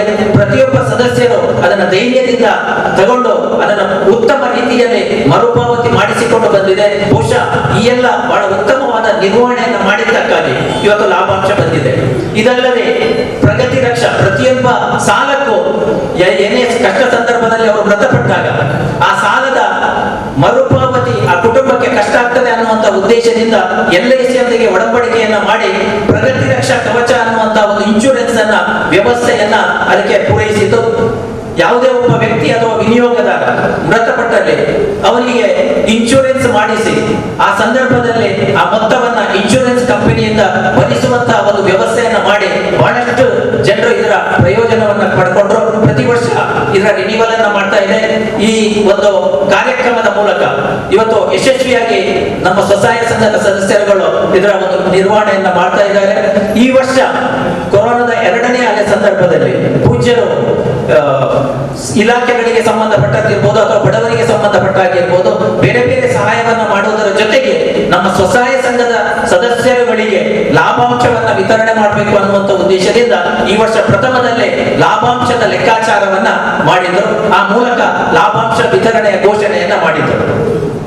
ಬಹುಶಃ ಈ ಲಾಭಾಂಶ ವಿತರಣೆಯ ಘೋಷಣೆ ಮಾಡಿದ ನಂತರ ಇದರ ಲೆಕ್ಕಾಚಾರವನ್ನ ಸಂಪೂರ್ಣವಾಗಿ ಗ್ರಾಮಾಭಿವೃದ್ಧಿ ಯೋಜನೆಯೇ ಪೂರ್ತಿಗೊಳಿಸಿ ಅದರಲ್ಲಿ ಅವರ ತಾಳೆಪಟ್ಟಿಯನ್ನು ತಯಾರಿಸಿ ಅದರ ಯಾರ್ಯಾರಿಗೆ ಒಬ್ಬ ವ್ಯಕ್ತಿಗೆ ಎಷ್ಟೆಷ್ಟು ಲಾಭಾಂಶ ಬರ್ತದೆ ಅನ್ನೋ ಲೆಕ್ಕಾಚಾರವನ್ನ ಮಾಡಿದರು. ಕಳೆದ ಸುಮಾರು 20-25 ವರ್ಷದಿಂದ ಪ್ರತಿ 3 ವರ್ಷಕ್ಕೊಮ್ಮೆ 4 ವರ್ಷಕ್ಕೊಮ್ಮೆ ಲಾಭಾಂಶವನ್ನ ಸ್ವಸಹಾಯ ಸಂಘಗಳಿಗೆ ಕೊಡ್ತಾ ಬಂದಿದೆ. ಈ ವರ್ಷದಲ್ಲಿ ಬಹುಶಃ ಇದು 3 ವರ್ಷದ 2.5ರಿಂದ 3 ವರ್ಷ ಏನು ನೀವು ವ್ಯವಹಾರ ಮಾಡಿದ್ರ ಆ 3 ವರ್ಷದ ಒಂದು ವ್ಯವಹಾರದ ಲಾಭಾಂಶ ಇವತ್ತು ನಿಮಗೆ ಬಂದಿದೆ. ಆ ಮೊತ್ತವನ್ನ ನಾವು ವಿತರಣೆ ಮಾಡ್ತಾ ಇದ್ದೇವೆ. ಇಲ್ಲಿ ಲಾಭಾಂಶ ಹೇಗೆ ಬಂದಿದೆ ಅಂತ ಹೇಳಿದ್ರೆ ಬಹಳ ಮುಖ್ಯವಾಗಿ ನೀವು ಸ್ವಸಹಾಯ ಸಂಘಗಳಲ್ಲಿ ಕಟ್ಟಿದಂತ ಉಳಿತಾಯದ ಹಣ ಏನಿದೆಯೋ ಆ ಉಳಿತಾಯದ ಹಣದಲ್ಲಿ ನೀವೇನು ವ್ಯವಹಾರವನ್ನ ಮಾಡ್ತೀರೋ ಆ ಉಳಿತಾಯದ ಹಣಕ್ಕೆ ನೀವು ಕಟ್ಟುವಂತಹ ಬಡ್ಡಿ ಏನಿದೆ ಅದು ನಿಮಗೆ ಲಾಭಾಂಶವಾಗಿ ಬರ್ತದೆ. ಅದೇ ರೀತಿ ಸಾಲದ ಖಾತೆ ವ್ಯವಹಾರದಲ್ಲಿ ನೀವೇನು ಬಡ್ಡಿಯನ್ನ ಕಟ್ತಾ ಇದ್ದೀರಾ ಅದರಲ್ಲೇ ಸ್ವಲ್ಪ ಅಂಶ ನಿಮಗೆ ಲಾಭಾಂಶವಾಗಿ ಬರುತ್ತೆ. ಅಥವಾ ಇನ್ನಿತರ ಏನಾದರೂ ಪ್ರೋತ್ಸಾಹ ಧನಗಳು ಆ ಸಂಘಕ್ಕೆ ಬಂದಿದ್ದರೆ ಅದರಿಂದ ಲಾಭಾಂಶಗಳು ಬರುತ್ತೆ. ಬಹುಶಃ ಇವತ್ತು ಯಾವ ಸಂಘದಲ್ಲಿ ಸಾಲದ ವ್ಯವಹಾರಗಳನ್ನ ಜಾಸ್ತಿ ಮಾಡಿಕೊಂಡು ಬರ್ತಾರ ಆ ಸಂಘ ಹೆಚ್ಚು ಲಾಭವನ್ನ ಪಡ್ಕೊಳ್ಳಿಕ್ಕೆ ಸಹಕಾರಿಯಾಗ್ತದೆ. ಹಾಗಾಗಿ ಇವತ್ತಿನ ಈ ಒಂದು ಲಾಭಾಂಶ ವಿತರಣೆ ಕೇವಲ 3 ವರ್ಷದಲ್ಲಿ ನಾವು ಮಾಡಿದಂತ ವ್ಯವಹಾರದ ಮೇಲೆ ಆ ಲಾಭಾಂಶವನ್ನ ಲೆಕ್ಕಾಚಾರ ಮಾಡಿದೆ. ಅದಕ್ಕಿಂತ ಹಿಂದಿನ ಲಾಭಾಂಶವನ್ನ ನೀವೆಲ್ಲ ಪಡ್ಕೊಂಡಿದ್ದೀರಿ, ಈ ಹಿಂದೆ ಪಡ್ಕೊಂಡವರಿದ್ದಾರೆ. ಇವತ್ತು ಹೊಸ ಹೊಸ ಸಂಘಗಳು ಕೂಡ ಆಗ್ತಾ ಇದೆ. ಇವತ್ತಿನ ಈ ಒಂದು ಸಮಾರಂಭದಲ್ಲಿ ಇವತ್ತು ನಾವು ಕೆಲವಾರು ಆಯ್ದ ಕೆಲವು ಸಂಘಗಳಿಗೆ ಮಾತ್ರ ಲಾಭಾಂಶವನ್ನ ವಿತರಣೆ ಮಾಡ್ತೇವೆ. ಉಳಿದ ಎಲ್ಲ ಲಾಭಾಂಶವನ್ನ ನಮ್ಮ ಹಣ ಸಂಘ ಏನು ನಮ್ಮ ಗ್ರಾಮೀಣ ಮಟ್ಟದಲ್ಲಿರುವಂತಹ ನಮ್ಮ ಸಂಗ್ರಹಣಾ ಕೇಂದ್ರಗಳು ಏನಿದೆಯೋ, ಬಹಳ ಮುಖ್ಯವಾಗಿ ನಮ್ಮ ಗ್ರಾಹಕ ಸೇವಾ ಕೇಂದ್ರ ಅಂತ ನಾವಿದೆ ಪ್ರತಿ ಗ್ರಾಮದಲ್ಲಿ, ಅಲ್ಲಿ ಪ್ರತಿ ವಾರದ ಹಣವನ್ನ ಸಂಗ್ರಹಣೆ ಮಾಡುವಂತದ್ದು, ಅಲ್ಲಿ ಸಂಗ್ರಹಣೆ ಮಾಡಿ ಅದನ್ನ ನಮ್ಮ ಕಾರ್ಯಕರ್ತರು ಬ್ಯಾಂಕಿಗೆ ಜಮಾ ಮಾಡುವಂತ ವ್ಯವಸ್ಥೆ ಇದೆ. ಆ ಗ್ರಾಹಕ ಸೇವಾ ಕೇಂದ್ರದ ಮೂಲಕ ಈ ಮೊತ್ತವನ್ನ ವಿತರಣೆಯನ್ನ ಎಲ್ಲ ಸಂಘಗಳಿಗೆ ಸದಸ್ಯರುಗಳಿಗೆ ಮಾಡ್ತೇವೆ. ಹಾಗಾಗಿ ಈ ವರ್ಷದಲ್ಲಿ ಬಹಳ ಇನ್ನೊಂದು ಮುಖ್ಯ ಏನಂತ ಹೇಳಿದ್ರೆ, ಎಲ್ಲವನ್ನು ಕೂಡ ನಗದು ರೂಪದಲ್ಲಿ ನಮ್ಮ ಅಥವಾ ಚೆಕ್ ರೂಪದಲ್ಲಿ ನಮ್ಮ ಸ್ವಸಹಾಯ ಸಂಘದ ಸದಸ್ಯರುಗಳಿಗೆ ಕೈಗೆ ಮೊತ್ತವನ್ನ ನೀಡ್ತೇವೆ. ಯಾವುದೇ ಮೊತ್ತವನ್ನ ನಾವು ಇಲ್ಲಿ ವಜಾ ಮಾಡಿಕೊಳ್ಳುವುದಿಲ್ಲ. ಎಲ್ಲವನ್ನ ನಗದು ರೂಪದಲ್ಲಿ ನಮ್ಮ ಸ್ವಸಹಾಯ ಅವರು ಪಡ್ಕೊಂಡಂತ ಮೊತ್ತ ಏನಿದೆ, ಅದು ದೊಡ್ಡದಿರ್ಬಹುದು ಸಣ್ಣದಿರ್ಬಹುದು, ಎಲ್ಲವನ್ನು ಕೂಡ ನಗದು ರೂಪದಲ್ಲಿ ಕೊಡುವಂತ ಒಂದು ವ್ಯವಸ್ಥೆಯನ್ನು ಈ ವರ್ಷ ಮಾಡಿದ್ದೇವೆ. ಬಹಳ ಸಂತೋಷ ಆಗ್ತಾ ಇದೆ. ನಮ್ಮ ಸಚಿವರು ಇವತ್ತು ಬಹಳ ಉತ್ಸಾಹದಿಂದ ಈ ಕಾರ್ಯಕ್ರಮಕ್ಕೆ ಬಂದಿದ್ದಾರೆ. ಅವರು ಯಾವಾಗಲೂ ನಮ್ಮಲ್ಲಿ ಗ್ರಾಮಾಭಿವೃದ್ಧಿ ಯೋಜನೆ ಬಗ್ಗೆ ವಿಮರ್ಶೆಯನ್ನ ಮಾಡ್ತಾ ಇದ್ದಾರೆ, ಪ್ರತಿಯೊಂದು ವಿಚಾರವನ್ನ ಕೇಳ್ತಾ ಇದ್ದಾರೆ. ನಮ್ಗೆ ಬಹಳ ಮಾರ್ಗದರ್ಶಕರಾಗಿ ನಮ್ಗೆ ಕೆಲಸವನ್ನ ಮಾಡ್ತಾ ಇದ್ದಾರೆ. ಮಾನ್ಯ ಶಾಸಕರು ಕೂಡ ಉತ್ತಮವಾದಂತಹ ಸಲಹೆ ಸೂಚನೆಗಳನ್ನ ನಮಗೆ ಕೊಡ್ತಾ ಇದ್ದಾರೆ. ವಿಶೇಷವಾಗಿ ಈ ವರ್ಷದ ಲಾಭಾಂಶ ವಿತರಣೆಯಲ್ಲಿ ಉತ್ತಮ ಪ್ರಗತಿಯನ್ನ ನಮ್ಮ ಸ್ವಸಹಾಯ ಸಂಘದ ಸದಸ್ಯರುಗಳು ಕಾಣಬೇಕು. ಆಪತ್ ಕಾಲದಲ್ಲಿ ಈ ಒಂದು ಮೊತ್ತ ಸದುಪಯೋಗ ಆಗಬೇಕು, ಅವರ ಕುಟುಂಬಕ್ಕೆ ಒಂದು ಉತ್ತಮ ನೆರವನ್ನ ಒದಗಿಸಬೇಕು. ಆ ಮೂಲಕ ಸ್ವಸಹಾಯ ಸಂಘ ನಿಮ್ಮ ಜೊತೆ ಇರ್ತದೆ ಅನ್ನುವಂಥದ್ದನ್ನ ಈ ಮೂಲಕ ತಿಳಿಯಪಡಿಸಿದೆ ಅಂತ ಹೇಳುತ್ತಾ ಅವಕಾಶಕ್ಕಾಗಿ ವಂದಿಸ್ತಾ ನನ್ನ 2 ಮಾತನ್ನ ಪ್ರಾಸ್ತಾವಿಕ ಮಾತನ್ನ ಮುಕ್ತಾಯಿಸ್ತೇನೆ. ಇದೀಗ ಜ್ಯೋತಿ ಬೆಳಗಿಸುವುದರ ಮುಖಾಂತರವಾಗಿ ದಕ್ಷಿಣ ಕನ್ನಡ ಜಿಲ್ಲೆಯ ಉಸ್ತುವಾರಿ ಸಚಿವರಿಂದ ದೀಪ ಪ್ರಜ್ವಲನೆ ಮುಖಾಂತರವಾಗಿ ಒಂದು ಕಾರ್ಯಕ್ರಮಕ್ಕೆ ಉದ್ಯುಕ್ತವಾಗಿ ಚಾಲನೆ.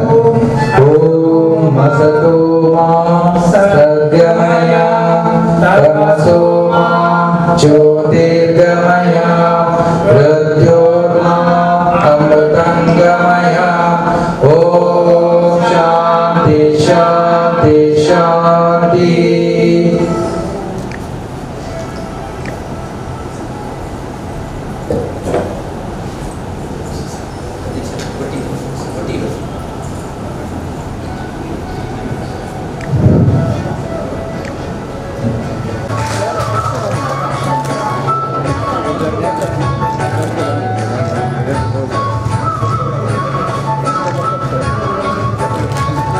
ಈ ಒಂದು ದೊಡ್ಡ ಮೊತ್ತವನ್ನು ಪಡೆದುಕೊಂಡಂತಹ ಜೀವನ್ ಜ್ಯೋತಿ ತಂಡದ ಎಲ್ಲ ಸದಸ್ಯರಿಗೂ ಅಭಿನಂದನೆಗಳು. ಚೆಕ್ ಹಸ್ತಾಂತರ. ವೇದಿಕೆಯಲ್ಲಿ ಉಪಸ್ಥಿತರಿರುವಂತಹ ಎಲ್ಲ ಸರ್ವಿಕರು ಚಪ್ಪಾಳ ಕರತಾಡನ ಮಾಡುವುದರ ಮುಖಾಂತರವಾಗಿ ಈ ಒಂದು ತಂಡದ ಸದಸ್ಯರಿಗೆ ಶುಭ ಹಾರೈಕೆಯನ್ನು ಮಾಡಬೇಕು.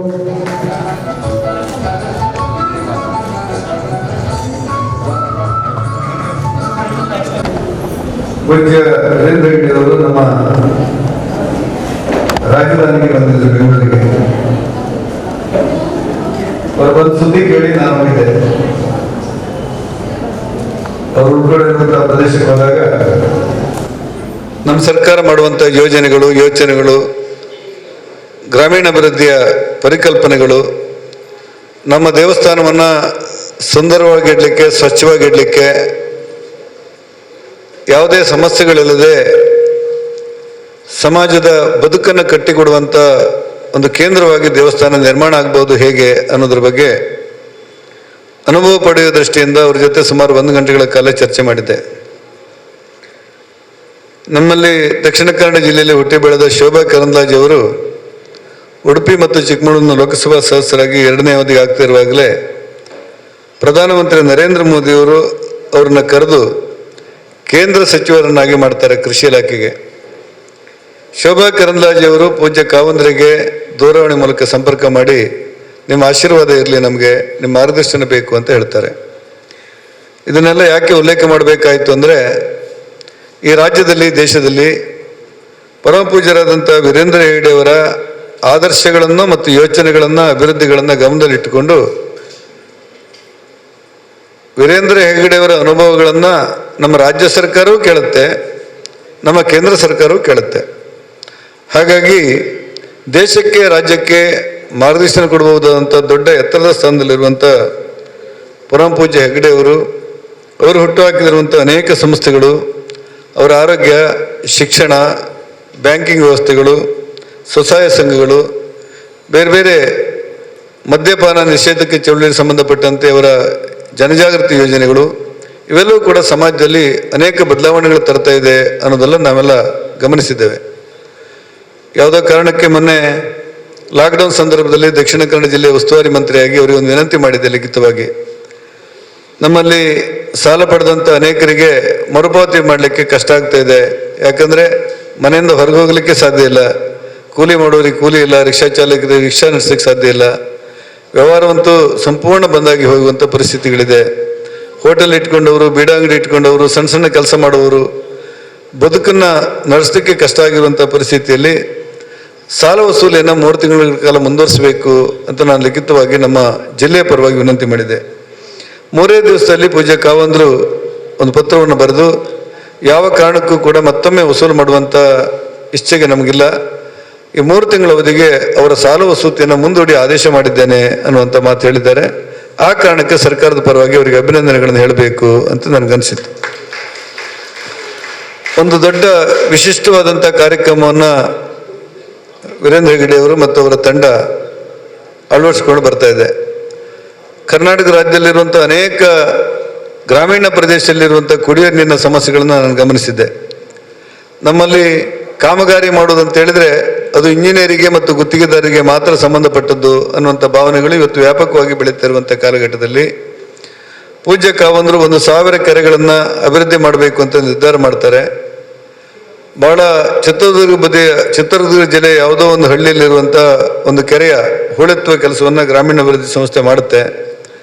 ಬರಡಾಗಿರುವಂಥ ಕೆರೆ ಇವತ್ತು 8 ಅಡಿ ನೀರು ನಿಂತಿರುವಂಥ ಒಂದು ಅಪೂರ್ವವಾದಂಥ ಅದ್ಭುತವಾದಂಥ ಕಲ್ಪನೆಯನ್ನು ನಾನು ಕಂಡೆ. ಅಂದರೆ ಸಮಾಜವನ್ನು ಕಟ್ಟುವ ಕೆಲಸಗಳಾಗಿ, ಸಮಾಜವನ್ನು ಕಟ್ಟುವಂಥ ಕೇಂದ್ರಗಳಾಗಿ ದೇವಸ್ಥಾನಗಳು, ಧಾರ್ಮಿಕ ಕೇಂದ್ರಗಳು ಉಳಿಬೇಕು, ಬೆಳಿಬೇಕಂತ ನಾವೆಲ್ಲ ಯೋಚನೆ ಮಾಡುವ ಸಂದರ್ಭದಲ್ಲಿ ನಮ್ಮೆಲ್ಲರಿಗೂ ಮಾರ್ಗದರ್ಶನರಾಗಿ ಪೂಜ್ಯ ಕಾವಂದರು ಕೆಲಸ ಕಾರ್ಯಗಳನ್ನು ಮಾಡ್ತಾ ಇರೋದನ್ನು ನಾವೆಲ್ಲ ಗಮನಿಸಿದ್ದೆವು. ಆ ಕಾರಣಕ್ಕೋಸ್ಕರ 4.5 ಲಕ್ಷ ಸ್ವಸಹಾಯ ಸಂಘಗಳು ಇವತ್ತು ಕರ್ನಾಟಕ ರಾಜ್ಯದಲ್ಲಿವೆ. ಧರ್ಮಸ್ಥಳದ ಮೂಲಕ 4.5 ಲಕ್ಷ, 45 ಲಕ್ಷ ಮಂದಿ ಸದಸ್ಯರಿದ್ದಾರೆ. ಕರ್ನಾಟಕದ 6.5 ಕೋಟಿ ಜನಸಂಖ್ಯೆಯಲ್ಲಿ ಹೆಚ್ಚು ಕಡಿಮೆ ಒಂದು 10-15% ಗ್ರಾಮಾಭಿವೃದ್ಧಿ ಸದಸ್ಯರೇ ಇದ್ದಾರೆ ಈ ರಾಜ್ಯದಲ್ಲಿ ಅಂತ ಹೇಳಿದರೆ ಬಹುದೊಡ್ಡ ಕ್ರಾಂತಿಯ ಕೆಲಸವನ್ನು ವೀರೇಂದ್ರ ಹೆಗ್ಗಡೆ ಅವರು ಮತ್ತು ಅವರ ತಂಡ ಮಾಡಿದೆ. ಈ ಲಾಭಾಂಶ ವಿತರಣೆ ಮಾಡುವಂಥ ಕೆಲಸಗಳು ಕೂಡ ಆಗ್ತಾ ಇದೆ. ನಮ್ಮಲ್ಲಿ ಲೋಪದೋಷಗಳಾದರೆ, ನಾವೆಲ್ಲ ಮನುಷ್ಯರು, ಲೋಪದೋಷಗಳಾದರೆ ಅದನ್ನು ಸರಿಪಡಿಸಿಕೊಳ್ಬೇಕು, ಸರಿಪಡಿಸಿಕೊಳ್ಳುತ್ತಾ ಅಭಿವೃದ್ಧಿಗೆ ಹೆಜ್ಜೆಯನ್ನು ಹಾಕಬೇಕು ಅನ್ನೋದು ನಮಗಿರುವಂಥ ಯೋಚನೆ ಮತ್ತು ಯೋಜನೆ. ಸಂದಿಗ್ಧವಾದಂಥ ಪರಿಸ್ಥಿತಿಯಲ್ಲಿ ಕೊರೋನಾ ಬಂದ ಹಿನ್ನೆಲೆಯಲ್ಲಿ ದಕ್ಷಿಣ ಕನ್ನಡ ಜಿಲ್ಲೆಯು ಕೂಡ ಈ ರಾಜ್ಯದಲ್ಲಿ ಅತ್ಯಂತ ಅಭಿವೃದ್ಧಿಶೀಲ ಜಿಲ್ಲೆಗಳಲ್ಲಿ ಬೆಂಗಳೂರು ನಗರವನ್ನು ಹೊರತುಪಡಿಸಿದರೆ ಮತ್ಯಾವುದಾದ್ರೂ ಜಿಲ್ಲೆ ಈ ರಾಜ್ಯದಲ್ಲಿದ್ದರೆ ಅದು ದಕ್ಷಿಣ ಕನ್ನಡ ಜಿಲ್ಲೆ ಅಂತ ನಾವೆಲ್ಲ ಹೆಮ್ಮೆಯಿಂದ ಹೇಳ್ಬೋದು.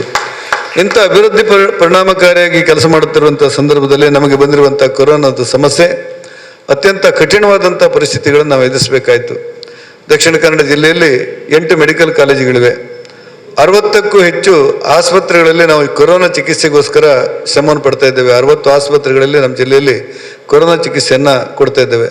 ಅನೇಕ ಜಿಲ್ಲೆಗಳಲ್ಲಿ ನಾನು ಹೋದಾಗ ಆ ಜಿಲ್ಲೆಯ ಪೇಷಂಟನ್ನು ಮಾತ್ರ ತಗೊಳ್ಬೇಕು ಅನ್ನುವಂಥ ಆದೇಶಗಳನ್ನು ಜಿಲ್ಲಾಧಿಕಾರಿಯವರು ಕೊಟ್ಟಿದ್ದನ್ನು ನಾನು ಕಂಡಿದ್ದೆ. ಆದೇಶ ಕೊಟ್ಬಿಟ್ಟಿದ್ದಾರೆ, ಬೇರೆ ದಾರಿ ಇಲ್ಲ. ಆಸ್ಪತ್ರೆಗಳಲ್ಲಿ ವೆಂಟಿಲೇಟರ್ ಇಲ್ಲ, ICU ಇಲ್ಲ, ಆಕ್ಸಿಜನ್ ಇಲ್ಲ ಅಂತ ಒಂದು ದಾರುಣವಾದಂಥ ಪರಿಸ್ಥಿತಿಗೆ ಇಡೀ ವ್ಯವಸ್ಥೆ ಬಂದಿತ್ತು. ರಾಜ್ಯ, ದೇಶ ಅಂತಲ್ಲ, ಇಡೀ ಪ್ರಪಂಚ ಬಂದಿತ್ತು.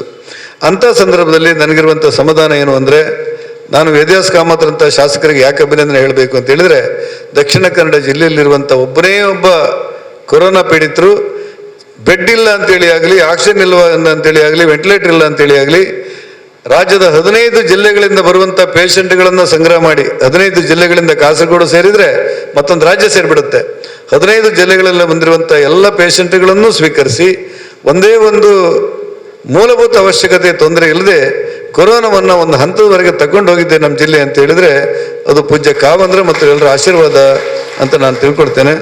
ಮೊನ್ನೆ ಮುಖ್ಯಮಂತ್ರಿಗಳ ಜೊತೆ ಮಾತಾಡುವಾಗ ದಕ್ಷಿಣ ಕನ್ನಡ ಜಿಲ್ಲೆಯಲ್ಲಿರುವಂಥ 83% ಜನರಿಗೆ ಆಯುಷ್ಮಾನ್ ಭಾರತದಲ್ಲಿ ಉಚಿತವಾಗಿ ಚಿಕಿತ್ಸೆಯನ್ನು ಕೊರೋನಾಗೆ ಕೊಡಿಸಿದ್ದೇವೆ ಅಂತೇಳಿ ನಾನು ಹೇಳಿದಾಗ ಅವರು ಆಶ್ಚರ್ಯಪಡ್ತಾರೆ. ಒಟ್ಟಾರೆ ಒಂದಷ್ಟು ಕೆಲಸಗಳನ್ನು ಮಾಡಲಿಕ್ಕೆ ನಮ್ಮೆಲ್ಲ ಜನಪ್ರತಿನಿಧಿಗಳು, ನಮ್ಮೆಲ್ಲ ಶಾಸಕರು ಶ್ರಮ ಪಡುತ್ತಿರುವಂಥ ದಿವಸದಲ್ಲಿ ಧರ್ಮಸ್ಥಳದ ಗ್ರಾಮಾಧಿಪ ಮೂಲಕ ಅತ್ಯಂತ ಕ್ರಾಂತಿಕಾರಿ ಜನಪರವಾದಂಥ ಕೆಲಸಗಳನ್ನು ಕೈಗೊಂಡದಕ್ಕೋಸ್ಕರ ಪೂಜ್ಯ ಕಾವಂದ್ರಿಗೆ ನಾನು ಅಭಿನಂದನೆ ಹೇಳಿ ಈ ಕಾರ್ಯಕ್ರಮವನ್ನು ಅತ್ಯಂತ ಹೆಮ್ಮೆಯಿಂದ, ಅಭಿಮಾನದಿಂದ, ಗೌರವದಿಂದ ಸರ್ಕಾರದ ಪರವಾಗಿ ಉದ್ಘಾಟನೆ ಮಾಡಿದ್ದೇನೆ.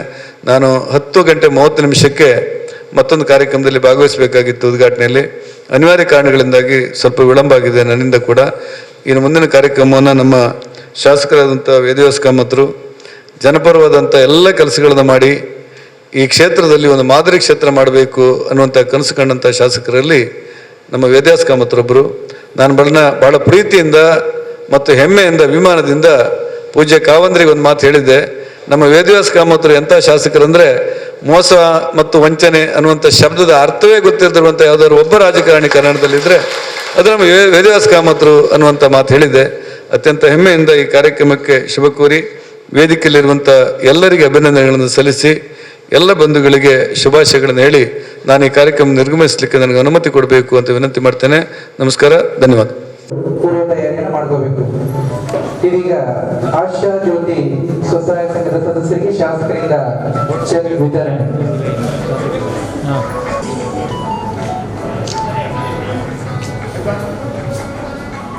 ಸಾಧಾರಣವಾಗಿ ಈ ಒಂದು ಸಂಘದ ಸದಸ್ಯರಿಗೆ ಶುಭ ಆರೋಗ್ಯವನ್ನು ಮಾಡಬೇಕು. ಸ್ವಸಹಾಯ ಸಂಘದ ಸದಸ್ಯರಿಗೆ ಶಾಸಕರು ಹಾಗೂ ಗಣ್ಯಾಧಿಕಾರಿಗಳಿಂದ ಲಾಭಾಂಶದ ಚೆಕ್ ವಿತರಣಾ ಕಾರ್ಯಕ್ರಮ ಜೋರಾದ ಚಪ್ಪಾಳೆಯೊಂದಿಗೆ ಈ ಒಂದು ಸದಸ್ಯರಿಗೆ ಶುಭವನ್ನು ಹಾರೈಕೆ ಮಾಡಬೇಕು. ನಂತರ ವೈದ್ಯನಾಥ ಸಂಘದವರು ವೇದಿಕೆಯ ಜೋರಾದ ಚಪ್ಪಾಳೆ ಮುಖಾಂತರವಾಗಿ ಈ ಒಂದು ಸದಸ್ಯರಿಗೆ ಶುಭ ಹಾರೈಕೆ ಮಾಡಬೇಕಾಗಿದೆ.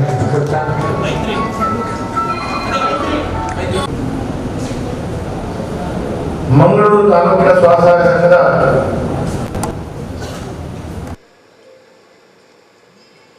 ಲಾಭಾಂಶ ವಿತರಣಾ ಈ ಕಾರ್ಯಕ್ರಮದಲ್ಲಿ ಉದ್ಘಾಟನೆಯನ್ನು ನೆರವೇರಿಸಿದಂಥ ಗೌರವಾನ್ವಿತ ನಮ್ಮ ಕ್ಷೇತ್ರದ ನಮ್ಮ ಜಿಲ್ಲೆಯ ಉಸ್ತುವಾರಿ ಮಂತ್ರಿಗಳು, ಸರಳ ಸಜ್ಜನಿಕೆ ರಾಜಕಾರಣಿಗಳಾಗಿ ಈ ಕಾರ್ಯಕ್ರಮವನ್ನು ಉದ್ಘಾಟನೆಯನ್ನು ಮಾಡಿ ಈಗ ತಾನೇ ನಿರ್ಗಮಿಸಿರುವಂಥ ಗೌರವಾನ್ವಿತ ಶ್ರೀಯುತ ಕೋಟ ಶ್ರೀನಿವಾಸ ಪೂಜಾರಿ ಅವರೇ, ಅಧ್ಯಕ್ಷತೆಯನ್ನು ವಹಿಸಿಕೊಂಡಂತಹ ಕೇಂದ್ರ ಒಕ್ಕೂಟದ ಅಧ್ಯಕ್ಷರಾಗಿರುವಂಥ ಶ್ರೀಯುತ ಸತೀಶ್ ಕುಂಪಲ್ ಅವರೇ, ಹಣಕಾಸು ಪ್ರಾದೇಶಿಕ ನಿರ್ದೇಶಕರಾಗಿರುವಂಥ ಗೌರವಾನ್ವಿತ ಹಿರಿಯರಾಗಿರುವಂಥ ಶ್ರೀಯುತ ಶಾಂತಾರಾಮ್ ಪೈ ಅವರೇ, ಜಿಲ್ಲಾ ನಿರ್ದೇಶಕರಾಗಿರುವಂಥ ಶ್ರೀಯುತ ಸತೀಶ್ ಶೆಟ್ಟಿ ಅವರೇ, ಲೀಡ್ ಬ್ಯಾಂಕ್ನ ಜಿಲ್ಲಾ ವ್ಯವಸ್ಥಾಪಕರು, ನಿರಂತರವಾಗಿ ಕೇಂದ್ರ ಸರ್ಕಾರದ ಯೋಜನೆಯನ್ನು ಜನರಿಗೆ ಮುಟ್ಟಿಸುವಂಥಲ್ಲಿ ಬಹಳ ಮಹತ್ವದ ಪಾತ್ರವನ್ನು ವಹಿಸಿಕೊಂಡಂಥ ಆತ್ಮೀಯ ಮಿತ್ರ ಶ್ರೀಯುತ ಪ್ರವೀಣ್ ಅವರೇ, ಪ್ರಾದೇಶಿಕ ಕೃಷಿ ಅಧಿಕಾರಿಗಿರುವಂಥ ಶ್ರೀಯುತ ಕಿರಣ್ ಅವರೇ, ಅಧ್ಯಕ್ಷರಾಗಿರುವಂತಹ ಶ್ರೀಯುತ ಮಾಬಲ್ ಚೌಟ್ರೆ, ಪ್ರಾದೇಶಿಕ ನಿರ್ದೇಶಕರು ಈಗ ತಾನೇ ಪ್ರಾಸ್ತಾವಿಕವಾಗಿ ನಮ್ಮೆಲ್ಲರನ್ನು ಉದ್ದೇಶಿಸಿ ಮಾತಾಡಿದಂಥ ಗೌರವಾನ್ವಿತ ವಸಂತ್ ಸಾಲಿಯನ್ರೇ, ಒಕ್ಕೂಟದ ಅಧ್ಯಕ್ಷರೇ, ಸಂಘದ ಅಧ್ಯಕ್ಷರುಗಳೇ, ಇನ್ನಿತರ ಎಲ್ಲ ಪದಾಧಿಕಾರಿ ಬಂಧುಗಳೇ, ನಾಗೇಶ್ ಅವರೇ ಸೇರಿದಂತೆ ಎಲ್ಲ ಬಂಧು ಭಗಿನಿಯರೇ, ಮಾಧ್ಯಮದ ಮಿತ್ರರೇ, ಇವತ್ತು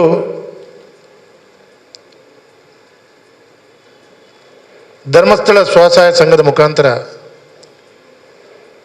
ಇಡೀ ದೇಶದ ಜನರಿಗೊಂದು ಮಾದರಿಯಾದ ಒಂದು ಯೋಜನೆಯನ್ನು ಕಲ್ಪಿಸಿಕೊಟ್ಟಂಥ ಗೌರವಾನ್ವಿತ ಪರಮ ಪೂಜ್ಯ ಡಾಕ್ಟರ್ ವೀರೇಂದ್ರ ಹೆಗಡೆ ಅವರ ಒಂದು ಕಲ್ಪನೆ ನಮ್ಮ ದೇಶದ ಪ್ರಧಾನಮಂತ್ರಿಗಳಿಂದ ಮೆಚ್ಚುಗೆಯನ್ನು ವ್ಯಕ್ತಪಡಿಸಿಕೊಂಡಿದೆ.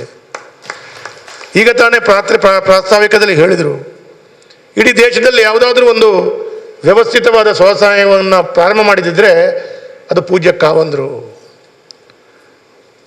ಅವರ ಮಾರ್ಗದರ್ಶನದಲ್ಲಿ ಬಹಳ ಯಶಸ್ವಿಯಾಗಿ ಒಂದು ಸ್ವಸಹಾಯ ಸಂಘದ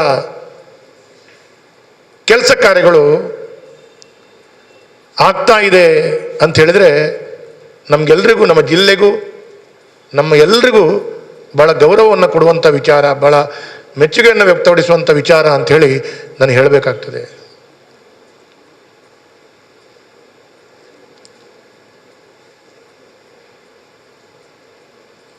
ಒಂದು ಸಾಮಾನ್ಯ ಜನರನ್ನ ಕೂಡಿಸಿಕೊಂಡು ಬಹಳ ಯಶಸ್ವಿಯಾಗಿ ಈ ಒಂದು ಕೆಲಸವನ್ನು ಅನುಷ್ಠಾನ ಮಾಡಬೇಕು ಅಂತೇಳಿ ಆದರೆ ಬಹಳಷ್ಟು ಚಿಂತನೆ, ಕಲ್ಪನೆ ಅದಕ್ಕೆ ಬೇಕು. ಈಗ ತಾನೇ ಮಂತ್ರಿಗಳು ಹೇಳಿದ ಹಾಗೆ ಧರ್ಮಸ್ಥಳ ಶ್ರೀ ಕ್ಷೇತ್ರದ ವತಿಯಿಂದ ನಡೆಯುವಂಥ ವಿದ್ಯಾಸಂಸ್ಥೆಗಳಿರ್ಬೋದು, ಅದರ ಕೊಡುಗೆಗಳಿರ್ಬೋದು, ಅದೇ ರೀತಿ ಈ ರೀತಿಯ ಬ್ಯಾಂಕಿಂಗ್ ವ್ಯವಸ್ಥೆಗಳಲ್ಲಿ ಕೊಡುವಂಥ ಕೊಡುಗೆಗಳಿರ್ಬೋದು, ಆರೋಗ್ಯದ ವಿಷಯದಲ್ಲಿ ಕೊಡುವಂಥ ಕೊಡುಗೆಗಳಿರ್ಬೋದು, ಇದು ಎಲ್ಲವೂ ಇಡೀ ದೇಶದ, ಇಡೀ ರಾಜ್ಯದ ಜನರು ಎಲ್ಲರೂ ಕೂಡ ವಿಶೇಷವಾಗಿ ಗೌರವವನ್ನು ಕೊಡುವಂಥ ಕೆಲಸ ಕಾರ್ಯಗಳು ಈ ಒಂದು ಕ್ಷೇತ್ರದ ಮುಖಾಂತರ ಆಗ್ತಾ ಇದೆ. ಇವತ್ತು ಸ್ವಸಹಾಯದ ಸಂಘದ ಸದಸ್ಯರಿಗೆ ಸರಿಸುಮಾರು 6 ಕೋಟಿ ರೂಪಾಯಿ ಲಾಭಾಂಶವನ್ನು ಕೊಡುವಂಥದ್ದು ಅಂತ ಹೇಳಿದರೆ, ನನ್ನೆಲ್ಲ ಪ್ರವೀಣ್ರಿಗೆ ಕೇಳಿದೆ ಲಾಭಾಂಶ ಅಂದರೆ ಎಷ್ಟು ಬರ್ತದೆ ಅಂತೇಳಿ. 6 ಕೋಟಿ ಅಂತ ಹೇಳಿದೆ. ನನಗೆ ಆಶ್ಚರ್ಯ ಆಯಿತು. ನನಗೆ ಗೊತ್ತಿರಲಿಲ್ಲ ಈ ಕಾರ್ಯಕ್ರಮ ಬರೋ ಮುಂಚೆ.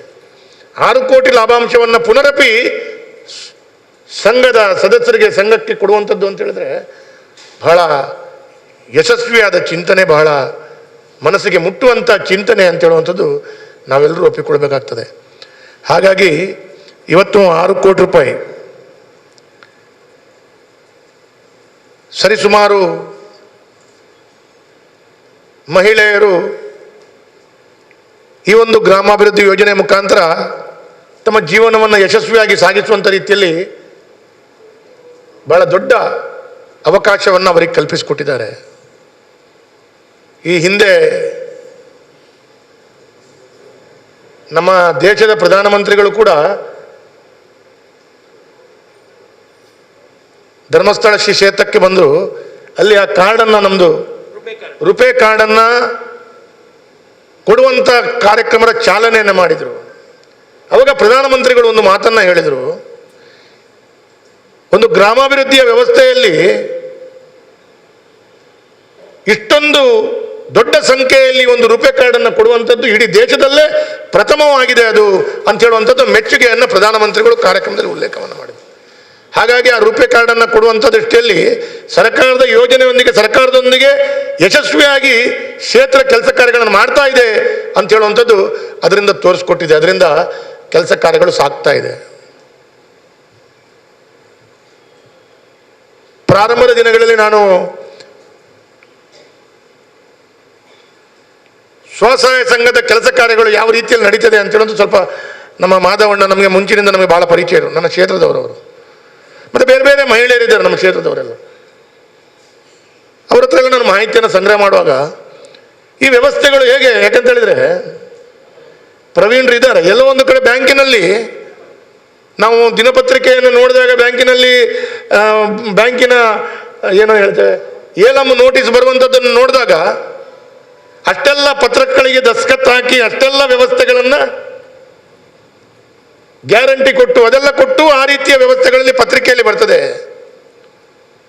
ಆದರೆ ಧರ್ಮಸ್ಥಳ ಶ್ರೀ ಕ್ಷೇತ್ರದ ಈ ಒಂದು ವ್ಯವಸ್ಥೆಗಳಲ್ಲಿ ಒಂದು ಬಹಳ ಸುಲಭದ ವ್ಯವಸ್ಥೆಯಲ್ಲಿ, ಯಾರಿಗೂ ಒಂದು ರೀತಿಯ ಒತ್ತಡ ಇಲ್ಲದಂಥ ವ್ಯವಸ್ಥೆಗಳಲ್ಲಿ ಈ ಒಂದು ಕೆಲಸ ಕಾರ್ಯಗಳು ನಡೀತಾ ಇದೆ ಅಂತ ಹೇಳಿದ್ರೆ ಬಹಳ ಆಶ್ಚರ್ಯ. ನನಗೆ ಕೇಳಿದೆ ಅವ್ರು ಏನು ಗ್ಯಾರಂಟಿ ಕೊಡ್ತಾರೆ. ನನಗೆ ಪ್ರಾರಂಭದಲ್ಲಿ ನಮಗೆ ಕೂಡ ತಿಳ್ಕೊಳ್ಳುವಂಥ ಸಂದರ್ಭದಲ್ಲಿ ಹಾಗೆ ಇದನ್ನೆಲ್ಲ ನೋಡಿದಾಗ ಎಲ್ಲೋ ಒಂದು ಕಡೆಗಳಲ್ಲಿ ಮಹಿಳೆಯರಿಗೆ ಒಂದು ಪ್ರಮುಖವಾಗಿ ಅವಕಾಶವನ್ನು ಕಲ್ಪಿಸಿಕೊಡ್ಬೇಕು. ತಾವೊಂದರ ಚಿಂತನೆ ಹೇಗೆ ಇದೆ ಅಂತ ಹೇಳುವಂಥದ್ದು, ಪ್ರತಿಯೊಂದು ಮಹಿಳೆಯರು ಅವರು ಮುಖ್ಯವಾಹಿನಿಗೆ ಬರಬೇಕು. ಅದರ ಮುಖಾಂತರ ತನ್ನದೇ ಒಂದು ಸ್ವಶಕ್ತಿಯಿಂದ ತಾವು ಉದ್ದಿಮೆ ಇರ್ಬೋದು, ಇನ್ನಿತರ ವ್ಯವಸ್ಥೆಗಳಿಂದ ಕೈ ಜೋಡಿಸ್ಕೊಂಡು ಕೆಲಸ ಮಾಡಬೇಕು ಅಂತೇಳುವಂಥ ಚಿಂತನೆಯೊಂದಿಗೆ ಅವರ ಈ ಕೆಲಸ ಕಾರ್ಯಗಳು ಸಾಗ್ತಾ ಇದೆ ಅಂತ ಹೇಳಿದ್ರೆ ತಪ್ಪಾಗಲಿಕ್ಕಿಲ್ಲ. ಹಾಗಾಗಿ ಇವತ್ತು ಬಹಳ ದೊಡ್ಡ ರೀತಿಯಲ್ಲಿ ಲಾಭಾಂಶವನ್ನು ಕೊಡುವಂಥ ದೃಷ್ಟಿಯಲ್ಲಿ ಅದರಲ್ಲಿ ಕೂಡ ಈಗ ತಾನೇ ಮಂತ್ರಿಗವರು ಹೇಳಿದರು 15,000 ಕೋಟಿ ರೂಪಾಯಿ ವ್ಯವಹಾರ, 2,000 ಕೋಟಿಗೂ ಮಿಕ್ಕಿ ಉಳಿತಾಯ ಅಂತ ಹೇಳಿದರೆ ಇಡೀ ಜಗತ್ತಿನಲ್ಲಿ ಈ ರೀತಿಯ ಸಾಧನೆ ಮಾಡುವಂಥ ಬೇರೆ ಯಾವುದೇ ವ್ಯವಸ್ಥೆ ಇಲ್ಲ ಅಂತ ಹೇಳುವಂಥದ್ದು ನಾವು ಈ ಸಂದರ್ಭದಲ್ಲಿ ಹೇಳಬೇಕಾಗ್ತದೆ. ಹಾಗಿರುವಾಗ ಅದಕ್ಕೆ ಅಚ್ಚುಕಟ್ಟಾದ ವ್ಯವಸ್ಥೆ, ಆ ವ್ಯವಸ್ಥೆಯೊಂದಿಗೆ ಕೆಲಸ ಕಾರ್ಯಗಳನ್ನು ಮಾಡುವಂಥ ಈ ಸಂಘದ ಪದಾಧಿಕಾರಿಗಳನ್ನು, ಅದರಲ್ಲಿ ಕೂಡ ಎಲ್ಲ ಜಾತಿ ಧರ್ಮದವರು ಸೇರಿಕೊಂಡು ಇದನ್ನು ಇನ್ನಷ್ಟು ಗಟ್ಟಿ ಮಾಡಿಸುವಂಥ ದೃಷ್ಟಿಯಲ್ಲಿ ಕೆಲಸ ಕಾರ್ಯಗಳು ಆಗ್ತಾ ಇದೆ ಅಂತ ಹೇಳುವಂಥದ್ದು ಭಾಳ ಸಂತೋಷ ಆಗ್ತಾ ಇದೆ. ಹಾಗಾಗಿ ನಮಗೆ ಕೂಡ ಇತ್ತೀಚಿನ ಕೊರೋನಾದ ಸಂದರ್ಭದಲ್ಲಿ ಬಹಳಷ್ಟು ಕಡೆಗಳಲ್ಲಿ ರಾಜ್ಯ ಸರ್ಕಾರ, ಕೇಂದ್ರ ಸರ್ಕಾರ ಮತ್ತು ಇನ್ನಿತರ ಆರೋಗ್ಯದ ವ್ಯವಸ್ಥೆಗಳಲ್ಲಿ ಧರ್ಮಸ್ಥಳ ಗ್ರಾಮಾಭಿವೃದ್ಧಿ ಇರ್ಬೋದು, ಇಲ್ಲ ದೇವಸ್ಥಾನದ ವತಿಯಿಂದ ಬಹಳ ದೊಡ್ಡ ರೀತಿಯಲ್ಲಿ ಕೈ ಜೋಡಿಸ್ಕೊಂಡದ್ದು. ಅಲ್ಲಿ ಕೂಡ ಬೇರೆ ಬೇರೆ ಕಡೆಗಳಲ್ಲಿ ವೆಂಟಿಲೇಟರ್ನ ವ್ಯವಸ್ಥೆ ಮಾಡಿಸಿದ್ದು, ನಮ್ಮ ಜಿಲ್ಲೆಗೆ ಆಕ್ಸಿಜನ್ನ ಕೊಡುಗೆ ಇದೆ ಅಂತ ಹೇಳುವಾಗ ಆಕ್ಸಿಜನ್ನನ್ನೇ ಕಳಿಸಿಕೊಟ್ಟಂಥದ್ದು. ಆ ಟ್ಯಾಂಕರ್ ಉದ್ಘಾಟನೆ ಸಂದರ್ಭದಲ್ಲಿ ನಾನು ಇದ್ದೆ, ಹಾಗಾಗಿ ನನಗೆ ಗೊತ್ತಿದೆ. ಕಳಿಸಿಕೊಟ್ಟಂಥದ್ದು ಇಲ್ಲ, ನಮ್ಮ ಕಾನ್ಸಂಟ್ರೇಟರ್ನನ್ನು ಕೊಟ್ಟಂಥದ್ದು. ಹಾಗೆ ಬೇರೆ ಬೇರೆ ರಾಜ್ಯದ ಬೇರೆ ಬೇರೆ ಭಾಗದಲ್ಲಿ ಈ ರೀತಿಯ ಕಾನ್ಸಂಟ್ರೇಟರ್ ಮತ್ತು ಇನ್ನಿತರ ವ್ಯವಸ್ಥೆಗಳನ್ನು ಕೊಟ್ಟು ಜಿಲ್ಲಾಡಳಿತಕ್ಕೆ, ಆರೋಗ್ಯ ಇಲಾಖೆಗೆ ಬಹಳ ದೊಡ್ಡ ಶಕ್ತಿಯನ್ನು ಕೊಡುವಂಥ ರೀತಿಯಲ್ಲಿ ಇವತ್ತು ಗ್ರಾಮಾಭಿವೃದ್ಧಿಯಿಂದ ಪೂಜ್ಯ ಕಾವಂದ್ರ ನೇತೃತ್ವದಲ್ಲಿ ಆಗಿದೆ ಅಂತ ಹೇಳುವಂಥದ್ದು ಇವತ್ತು ನಾನು ಬಹಳ ಸಂತೋಷವಾಗಿ ಹೇಳಬೇಕಾಗ್ತದೆ. ಇದೆಲ್ಲ ಕೆಲಸ ಕಾರ್ಯಗಳು ಮುಂದಿನ ದಿನಗಳಲ್ಲಿ ಇನ್ನಷ್ಟು ಪ್ರಗತಿಯನ್ನು ಹೊಂದುತ್ತಾ, ಈ ವರ್ಷ 6 ಕೋಟಿ ಬಂದಂಥ ಲಾಭಾಂಶಗಳು ಇನ್ನು ಮುಂದಿನ ವರ್ಷ ಇನ್ನಷ್ಟು ಅಧಿಕವಾಗಲಿ, ಅದರ ಮುಖಾಂತರ ಇನ್ನಷ್ಟು ಸಂಘದ ಪ್ರತಿಯೊಂದು ವ್ಯಕ್ತಿಗಳಿಗೆ ಶಕ್ತಿ, ಪ್ರೇರಣೆ ಆಗಲಿ. ಆ ಪ್ರೇರಣೆ ಇನ್ನಷ್ಟು ಹೊಸ ಸಂಘ ಹುಟ್ಟಿಕೊಂಡು ಬರಲಿ, ಅದರ ಮುಖಾಂತರ ಅವರಿಗೆ ಕೂಡ ಬಹಳ ದೊಡ್ಡ ರೀತಿಯ ಕೆಲಸ ಕಾರ್ಯಗಳಾಗುವಂಥ ರೀತಿಯಲ್ಲಿ ಆಗಲಿ ಅಂತ ಹೇಳುವಂಥ ವಿಶೇಷವಾದ ಈ ಶುಭ ಹಾರೈಕೆಯನ್ನು ಕೂಡ ಈ ಸಂದರ್ಭದಲ್ಲಿ ನಾನು ಉಲ್ಲೇಖವನ್ನು ಮಾಡ್ತಾ, ಬೇರೆ ಬೇರೆ ಮೊನ್ನೆ ನಾನು ಇಲ್ಲಿ ನಮ್ಮ ನೋಡಿದ ಪ್ರಕಾರ ನಮ್ಮ ಅರಣ್ಯ ಸಚಿವರು ಬಂದಾಗ ನಾನು ಪತ್ರಿಕೆಯಲ್ಲಿ ಓದಿದ್ದು, ಅಲ್ಲಿಯ ಅರಣ್ಯದ ವ್ಯವಸ್ಥೆಗಳಿಗೆ ಪೂರಕವಾಗಿ ಸರ್ಕಾರದೊಂದಿಗೆ ಕೈ ಜೋಡಿಸ್ಕೊಂಡು ಮಾಡಿದಂಥ ಕೆಲಸ ಕಾರ್ಯಗಳು. ಪೂಜ್ಯ ಕಾವಂದ್ರು ಮತ್ತು ಅರಣ್ಯ ಸಚಿವರಾದ ಅರವಿಂದ ಲಿಂಬಾವಳಿಯವರು ಉದ್ಘಾಟನೆಯನ್ನು ಮಾಡಿದಂಥ ಸಂದರ್ಭ, ಇದೆಲ್ಲವನ್ನು ನಾನು ವಿಚಾರವಾಗಿ ಇದು ಮಾಡ್ತಾ ಇನ್ನಿತರ ನಿರಂತರವಾಗಿ ಇದೊಂದು ಪ್ರಗತಿ ಪಥದಲ್ಲಿ ಸಾಗ್ತಾ ಹೋಗಲಿ, ಅದಕ್ಕೆ ಪೂರ್ಣ ಪ್ರಮಾಣದ ಸಹಕಾರ ಭಗವಂತ ಮಂಜುನಾಥ ಸ್ವಾಮಿ ಕೊಡಲಿ ಅಂತ ಹೇಳುವಂಥದ್ದು ಇನ್ನಷ್ಟು ಪ್ರಾರ್ಥನೆಯನ್ನು ಮಾಡ್ತಾ, ಎಲ್ರಿಗೂ ನಾನು ವೇದಿಕೆ ಮೇಲಿರುವಂಥ ಗೌರವಾನ್ವಿತರಿಗೆ ಮತ್ತು ಮುಂಭಾಗದಲ್ಲಿರುವಂಥ ಎಲ್ಲ ಗೌರವಾನ್ವಿತ ಬಂಧು ಭಗಿನಿಯರಿಗೆ ವಿಶೇಷವಾಗಿ ನಾನು ಚಿರಋಣಿ. ನನಗೆ ಕಾರ್ಯಕ್ರಮಕ್ಕೆ ಅವಕಾಶ ಕೊಟ್ಟಿದ್ದೀರಿ, ಹಾಗಾಗಿ ನಾನು ಚಿರಋಣಿ ಅಂತ ಹೇಳುವಂಥ ಮಾತನ್ನು ಹೇಳ್ತಾ, ಈಗ ನನಗೆ ನಮ್ಮ ಮಿತ್ರರಾದ ಪ್ರವೀಣರು ಹೇಳಿದರು, ಸರ್ ಕೆಲವೆಲ್ಲ ಬೇರೆ ಬೇರೆ ಯೋಜನೆಗಳು ಪ್ರಾರಂಭದ ಹಂತದಲ್ಲಿ ಸರ್ಕಾರದ ವತಿಯಿಂದ ಕೊರೋನಾ ಆದಂಥ ವ್ಯಕ್ತಿಗಳಿಗೂ ಮತ್ತು ಸರ್ಕಾರದ ಆಯುಷ್ಮಾನ್ ಭಾರತ್ನ ವ್ಯವಸ್ಥೆಗಳಲ್ಲಿ ಅವರಿಗೆ ಅವಕಾಶ ದೊರೆಯುವುದಿಲ್ಲ, ಅಲ್ಲೋ ಜೀವ ಹೋದಂಥ ಸಂದರ್ಭದಲ್ಲಿ ಅವರಿಗೆ ವೆಚ್ಚವನ್ನು ಕೊಡುವಂಥ ದೃಷ್ಟಿಯಲ್ಲಿ ಬೇರೆ ಬೇರೆ ರೀತಿಯ ಕಷ್ಟ ಕಾರ್ಯಗಳು ಇದನ್ನೆಲ್ಲ ಇರುವಾಗ, ಸರ್ ಇದೇ ರೀತಿಯ ಒಂದು ಗ್ರಾಮಾಭಿವೃದ್ಧಿ ಇರಬಹುದು ಮತ್ತು ಇನ್ನಿತರ ವ್ಯವಸ್ಥೆಗಳಲ್ಲಿ ಸಂಘ ಸಂಸ್ಥೆಗಳನ್ನು ಜೋಡಿಕೊಂಡು ತಮ್ಮ ವಾರ್ಡ್ ಮಟ್ಟದಲ್ಲಿ 1,000 ಜನರಿಗೆ ಪ್ರಧಾನಮಂತ್ರಿ ಜೀವನ್ ಜ್ಯೋತಿ ಬಿಮಾ ಯೋಜನೆ ಮತ್ತು ಇನ್ನಿತರ ಯೋಜನೆಗಳನ್ನು ಕೂಡ ಕಲ್ಪಿಸಿಕೊಟ್ರೆ ಅವರಿಗೆ ಕೂಡ ಬಹಳ ಶಕ್ತಿಯನ್ನು ಕೊಟ್ಟಂತ ಆಗ್ತದೆ ಅಂತ ಹೇಳಿದರೆ ಕೆಲವೆಲ್ಲ ಮಾತಾಡಿದ್ದೇವೆ. ಹಾಗಾಗಿ ನಾನು ಅವರ ಹತ್ರ ಹೇಳಿದೆ, ಅತಿ ಶೀಘ್ರದಲ್ಲಿ ನನ್ನ ಕ್ಷೇತ್ರದಲ್ಲಿರುವಂಥ ಗ್ರಾಮಾಂತರ ವಾರ್ಡ್ಗಳಲ್ಲಿ ಕನಿಷ್ಠ 1,000 ಜನರಿಗೆ ಈ ರೀತಿ ಜೋಡಿಸಿಕೊಳ್ಳುವಂಥ ಕಾರ್ಯಕ್ರಮಗಳನ್ನು ನಾನು ಮಾಡಿಸ್ಕೊಂಡು, ಯಾಕಂತ ಹೇಳಿದರೆ ಅವರು ಗ್ರಾಮಾಭಿವೃದ್ಧಿಯ ಮಹಿಳೆಯರಿರ್ಬೋದು, ಇಲ್ಲ ಆ ಪರಿಸರದಲ್ಲಿರುವಂಥ ಜನರಿಗೆ ಈ ರೀತಿ ವ್ಯವಸ್ಥೆಗಳನ್ನು ಜೋಡಿಸಿಕೊಳ್ಳಲಿಕ್ಕೆ ಸರ್ಕಾರದ ಈ ಕೊರೋನಾ ಬಂದಾಗ ಸಮೇತ ಅವರಿಗೆ ಏನು ಖರ್ಚು ವೆಚ್ಚಗಳು ಈ ಒಂದು ಯೋಜನೆ ಮುಖಾಂತರ ಲಭಿಸಿದೆ ಅಂತ ಹೇಳಿದರೆ ಅಂಥ ಸಂದರ್ಭದಲ್ಲಿ ಈ ರೀತಿಯ ಯೋಜನೆಗಳನ್ನು ಕೂಡ ಅನುಷ್ಠಾನ ಮಾಡಬೇಕು ಅಂತೇಳುವಂಥದ್ದು ಸಲಹೆ ಸೂಚನೆಗಳನ್ನು ಅವರು ಕೊಟ್ಟರು. ಹಾಗಾಗಿ ಅದನ್ನು ನಾನು ಕೂಡ ಅನುಷ್ಠಾನ ಮಾಡುವಂಥ ದೃಷ್ಟಿಯಲ್ಲಿ ಪೂರ್ಣ ಪ್ರಮಾಣದಲ್ಲಿ ನನ್ನ ವಾರ್ಡಿನಲ್ಲಿ ಕನಿಷ್ಠ ಒಂದು ವಾರ್ಡಿಗೆ 1,000 ಜನರಿಗೆ ಹೋದರೂ ಅದನ್ನು ಹೇಗೆ ವಿಸ್ತರಿಸಬೇಕು ಅಂತ ಹೇಳುವಂಥ ಕಾರ್ಯಕ್ರಮಗಳನ್ನು ಪ್ರಾರಂಭ ಮಾಡ್ತೀವಿ. ಅದೇ ಮುಖಾಂತರ ಎಲ್ರಿಗೂ ಕೂಡ ಶುಭಾಶಯಗಳನ್ನು ಹೇಳ್ತಾ ಕೊನೆಯದಾಗಿ ಒಂದು ಮಾತನ್ನು ಹೇಳಬೇಕು. ನಾವು ರಾಜಕಾರಣಿಗಳು ಹೇಗೆ ಅಂತ ಹೇಳಿದ್ರೆ, ಕೋಟ ಶ್ರೀನಿವಾಸ ಪೂಜಾರಿ ಬತ್ತೇರೆ 6 ಭಾಷಣ ಮಲ್ತಾರೆ 6 ಪೋಯರು, ವೇದವ್ಯಾಸರು ಬತ್ತೇರೆ 6 ಭಾಷಣ ಮಲ್ತಾರೆ 6 ಪೋಯರು, ಇದು ಸಹಜವಾಗಿ ಕೇಳ್ಕೊಳ್ತೀವಿ. ಆದರೆ ಮಂತ್ರಿಗಳು ಉದ್ಘಾಟನೆ ಮಾಡಬೇಕಾದಂಥ ಕಾರ್ಯಕ್ರಮ, ಆ ಕಾರ್ಯಕ್ರಮದಲ್ಲಿ ನಾನು ಕೂಡ ಇರಬೇಕಿತ್ತು. ಹಾಗಾಗಿ ನಾನು ಸ್ಥಳೀಯ ಶಾಸಕ, ಆದರೆ ಮಂತ್ರಿಗಳು ಹೇಳಿದರು ನೀವು ಇಲ್ಲಿ ಸುಧಾರಿಸ್ಕೊಳ್ಳಿ, ನಾನು ಹೋಗಿ ಉದ್ಘಾಟನೆ ಮಾಡ್ತೇನೆ ಅಂತ ಹೇಳಿದರು. ಹಾಗಾಗಿ ಅದು ಸರಿಸುಮಾರು ಒಂದು 12 ಗಂಟೆ ತನಕ ನಡೆಯುವಂಥ ಕಾರ್ಯಕ್ರಮ, 3 ತಿಂಗಳಿಗೊಮ್ಮೆ ನಡೆಯುವಂಥ ಕಾರ್ಯಕ್ರಮ. ಹಾಗಾಗಿ ಅದಕ್ಕೆ ಪಕ್ಕಾ ಅಟೆಂಡೆನ್ಸ್ ಇದೆ, ನಾವು ಹೋಗಿ ದಸ್ಖತ್ ಹಾಕಲೇಬೇಕು, ಆ ರೀತಿಯ ಜವಾಬ್ದಾರಿಗಳಿದೆ. ಹಾಗಾಗಿ ಅದಕ್ಕೆ ನನಗೆ ಹೋಗಲಿಕ್ಕೆ ಅವಕಾಶವನ್ನು ತಾವೆಲ್ಲರೂ ಕಲ್ಪಿಸಿಕೊಡ್ಬೇಕು ಅಂತ ಹೇಳುವಂಥ ಮಾತನ್ನು ತಮ್ಮೆಲ್ಲ ಕೈ ಜೋಡಿಸಿ ಶಿರವಾಗಿ ಹೇಳ್ತಾ ಈ ಕಾರ್ಯಕ್ರಮಕ್ಕೆ ಶುಭವನ್ನು ಕೊಡ್ತೇನೆ. ಧನ್ಯವಾದಗಳು. ಹಣಕಾಸು ಪ್ರಾದೇಶಿಕ ನಿರ್ದೇಶಕರು ಶ್ರೀ ಕ್ಷೇತ್ರ ಧರ್ಮಸ್ಥಳ ಗ್ರಾಮಾಭಿವೃದ್ಧಿ ಯೋಜನೆ BC ಟ್ರಸ್ಟ್ ಧರ್ಮಸ್ಥಳ ಶ್ರೀಯುತ ಶಾಂತರಾಮ್ ಪೈ ಅವರು ಈ ಒಂದು ಕಾರ್ಯಕ್ರಮದ ಕುರಿತಂತೆ ತಮ್ಮ ಅಭಿಪ್ರಾಯವನ್ನು ವ್ಯಕ್ತಪಡಿಸಬೇಕಾಗಿ ವಿನಂತಿಸಿಕೊಳ್ತಾ ಇದ್ದೇನೆ. ಹಾಗೂ ಮಾತೃಶ್ರೀ ಅಮ್ಮನವರ ಆಶೀರ್ವಾದವನ್ನು ಬೇಡ್ತಾ ಇದೀಗ ನಮ್ಮ ಈ ಲಾಭಾಂಶ ವಿತರಣೆ ಕಾರ್ಯಕ್ರಮದ ಉದ್ಘಾಟನೆಯನ್ನು ಮಾಡಿದಂತಹ ಸನ್ಮಾನ್ಯ ಹಿಂದೂ ಧಾರ್ಮಿಕ ಮತ್ತು ಧರ್ಮದಾಯ ದತ್ತಿ ಹಾಗೂ ದಾಖಾ ಜಿಲ್ಲಾ ಉಸ್ತುವಾರಿ ಸಚಿವರಾಗಿರುವಂತಹ ಸನ್ಮಾನ್ಯ ಕೋಟ ಶ್ರೀನಿವಾಸ ಪೂಜಾರಿ ಅವರಿಗೆ ನಮಸ್ಕರಿಸ್ತಾ, ಹಾಗೆ ಈ ಒಂದು ಕಾರ್ಯಕ್ರಮದಲ್ಲಿ ಪಾಲ್ಗೊಳ್ಳಲಿಕ್ಕೆ ನನಗೆ ತುಂಬ ಹೆಮ್ಮೆ ಆಗ್ತದೆ. ಯಾಕಂತ ಹೇಳಿದರೆ, ಒಂದು ದೊಡ್ಡ ಕಂಪನಿ, ಇನ್ಫೋಸಿಸ್ನಂತಹ ಕಂಪನಿ ಅಥವಾ L&T ಅಂತಹ ಕಂಪನಿಯವರು ಒಂದು 620 ಕೋಟಿ ರೂಪಾಯಿಯನ್ನು ಲಾಭಾಂಶವನ್ನು ಮಾಡಿದ್ದಾರೆ ಅಂತ ಹೇಳಿದರೆ ಅದೊಂದು ದೊಡ್ಡ ಸಂಗತಿಯಲ್ಲ. ಆದರೆ ಗ್ರಾಮೀಣ ಮಟ್ಟದಲ್ಲಿ ಗ್ರಾಮೀಣ ಮಹಿಳೆಯರು ಬ್ಯಾಂಕುಗಳ ಸಹಾಯದಿಂದ ಹಣಕಾಸನ್ನು ಪಡ್ಕೊಂಡು ಅದರಲ್ಲಿ ವ್ಯವಹಾರ ಮಾಡಿ 620 ಕೋಟಿ ರೂಪಾಯಿಯಷ್ಟು ಲಾಭಾಂಶವನ್ನು ಗಳಿಸಿದ್ದಾರೆ ಎಂಬುದು ಒಂದು ದೊಡ್ಡ ಒಂದು ಸಂತೋಷದ ಮತ್ತು ಹೆಮ್ಮೆಯ ವಿಷಯ. ಇದಕ್ಕಾಗಿ ಎಲ್ಲ ಸ್ವಸಹಾಯ ಸಂಘಗಳಿಗೆ ಹಾಗೂ ಎಲ್ಲ ಸ್ವಸಹಾಯ ಸಂಘಗಳ ಸದಸ್ಯರಿಗೆ ನಾನು ನನ್ನ ಆತ್ಮೀಯ ಅಭಿನಂದನೆಯನ್ನು ಸಲ್ಲಿಸ್ತೇನೆ.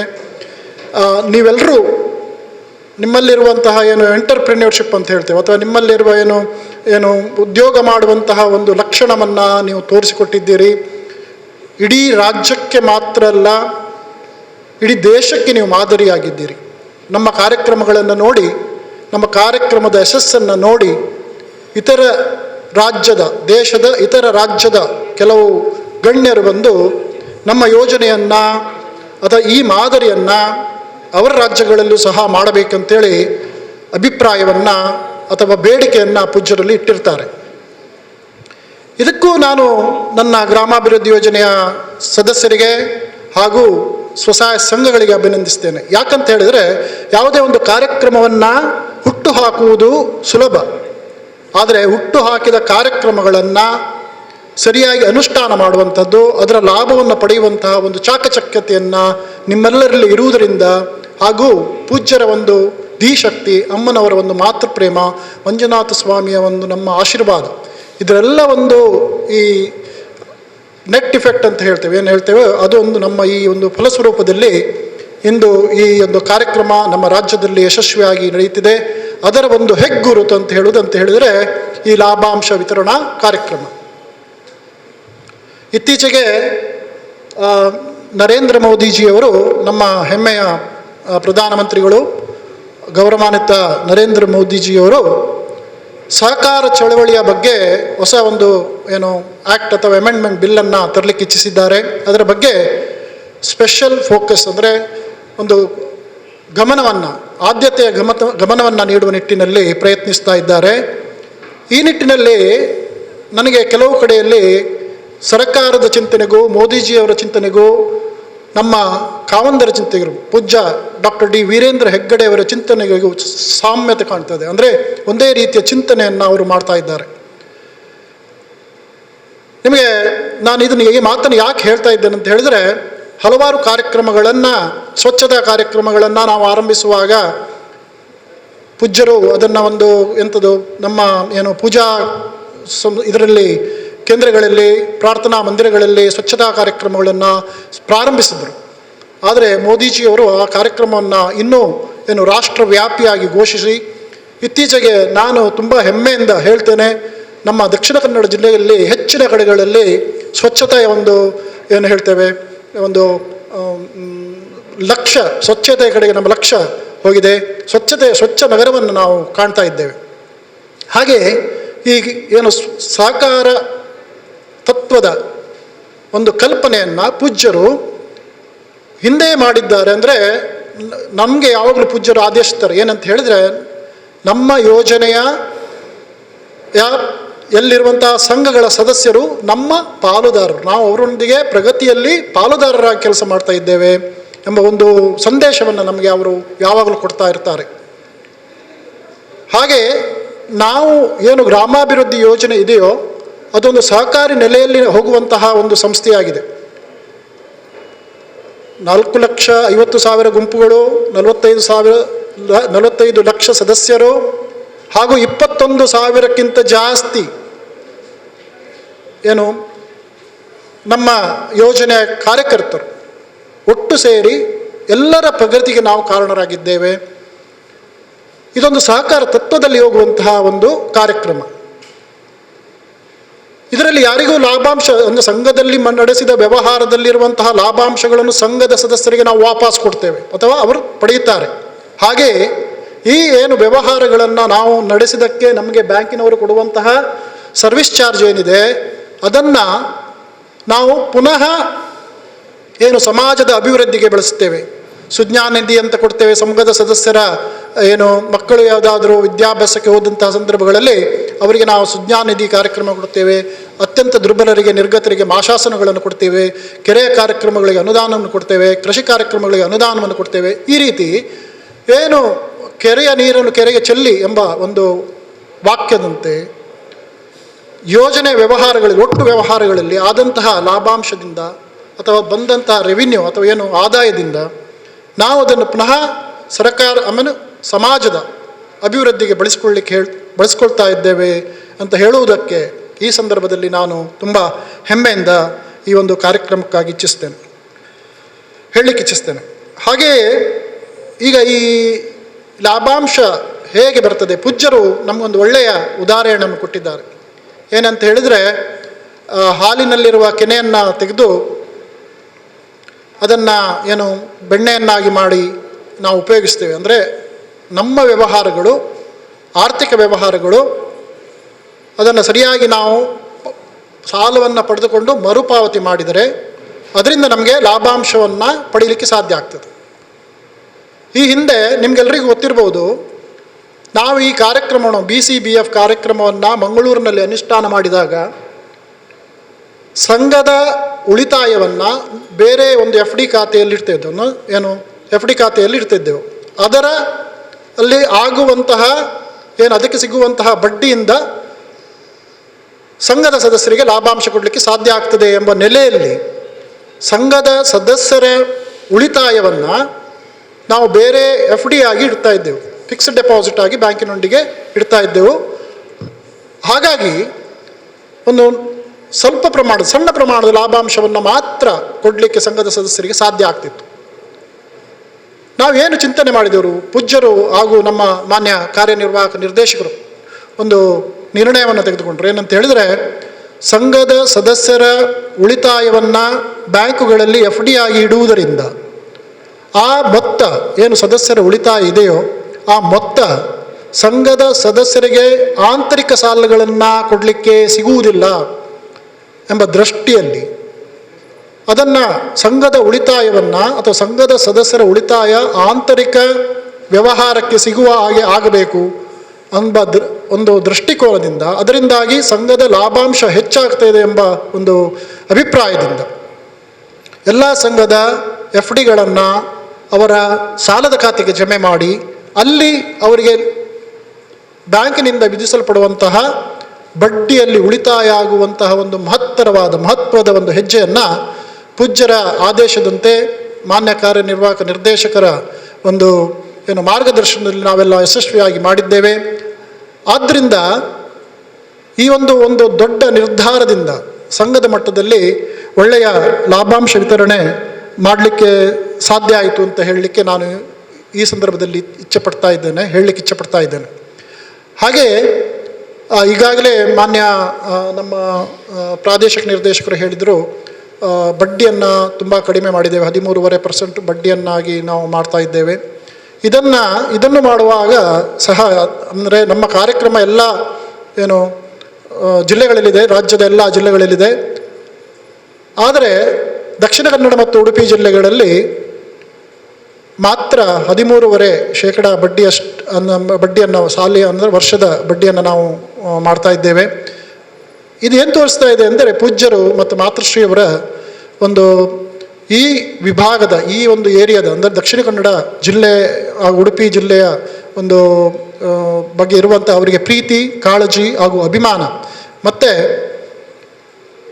ಇಲ್ಲಿಯ ಜನರು ಈ ಒಂದು ಕಾರ್ಯಕ್ರಮವನ್ನು ಯಶಸ್ವಿಗೊಳಿಸಲಿಕ್ಕೆ ಕಾರಣೀಕರ್ತರಾಗಿದ್ದಾರೆ ಎಂಬ ಒಂದು ಅವರ ಅಭಿಪ್ರಾಯದಂತೆ ಈ ಒಂದು ಕಡಿಮೆ ಬಡ್ಡಿಯ ಒಂದು ಬಡ್ಡಿಯನ್ನು ನಿಮಗೆ ಇಲ್ಲಿ ಘೋಷಿಸಿದ್ದಾರೆ. ಅದರ ಸಂಪೂರ್ಣ ಲಾಭದಿಂದಾಗಿ ಈ ಒಂದು ಲಾಭಾಂಶವನ್ನು ನಾವು ವಿತರಣೆ ಮಾಡಲಿಕ್ಕೆ ಸಾಧ್ಯ ಆಗಿದೆ. ಈ ಒಂದು ಸಂದರ್ಭಗಳಲ್ಲಿ ನಿಮಗೆ ಇದಕ್ಕೆ ಇನ್ನೊಮ್ಮೆ ಅಭಿನಂದಿಸುತ್ತಾ ಮಾತಾಡಲಿಕ್ಕೆ ಅವಕಾಶ ಮಾಡಿಕೊಟ್ಟಂತಹ ಸರ್ವರಿಗೂ ವಂದಿಸುತ್ತಾ ನನ್ನ 2 ಮಾತುಗಳನ್ನು ಮುಗಿಸ್ತೇನೆ. ಧನ್ಯವಾದಗಳು. ಯೋಜನೆಯ ಹಣಕಾಸು ಪ್ರಾದೇಶಿಕ ನಿರ್ದೇಶಕರು ಶ್ರೀ ಕ್ಷೇತ್ರ ಧರ್ಮಸ್ಥಳ ಗ್ರಾಮಾಭಿವೃದ್ಧಿ ಯೋಜನೆ BC ಟ್ರಸ್ಟ್ ಧರ್ಮಸ್ಥಳ ಶ್ರೀಯುತ ಶಾಂತರಾಮ್ ಪೈ ಸರ್ ಅವರಿಗೆ ಅಭಿನಂದನೆಗಳು.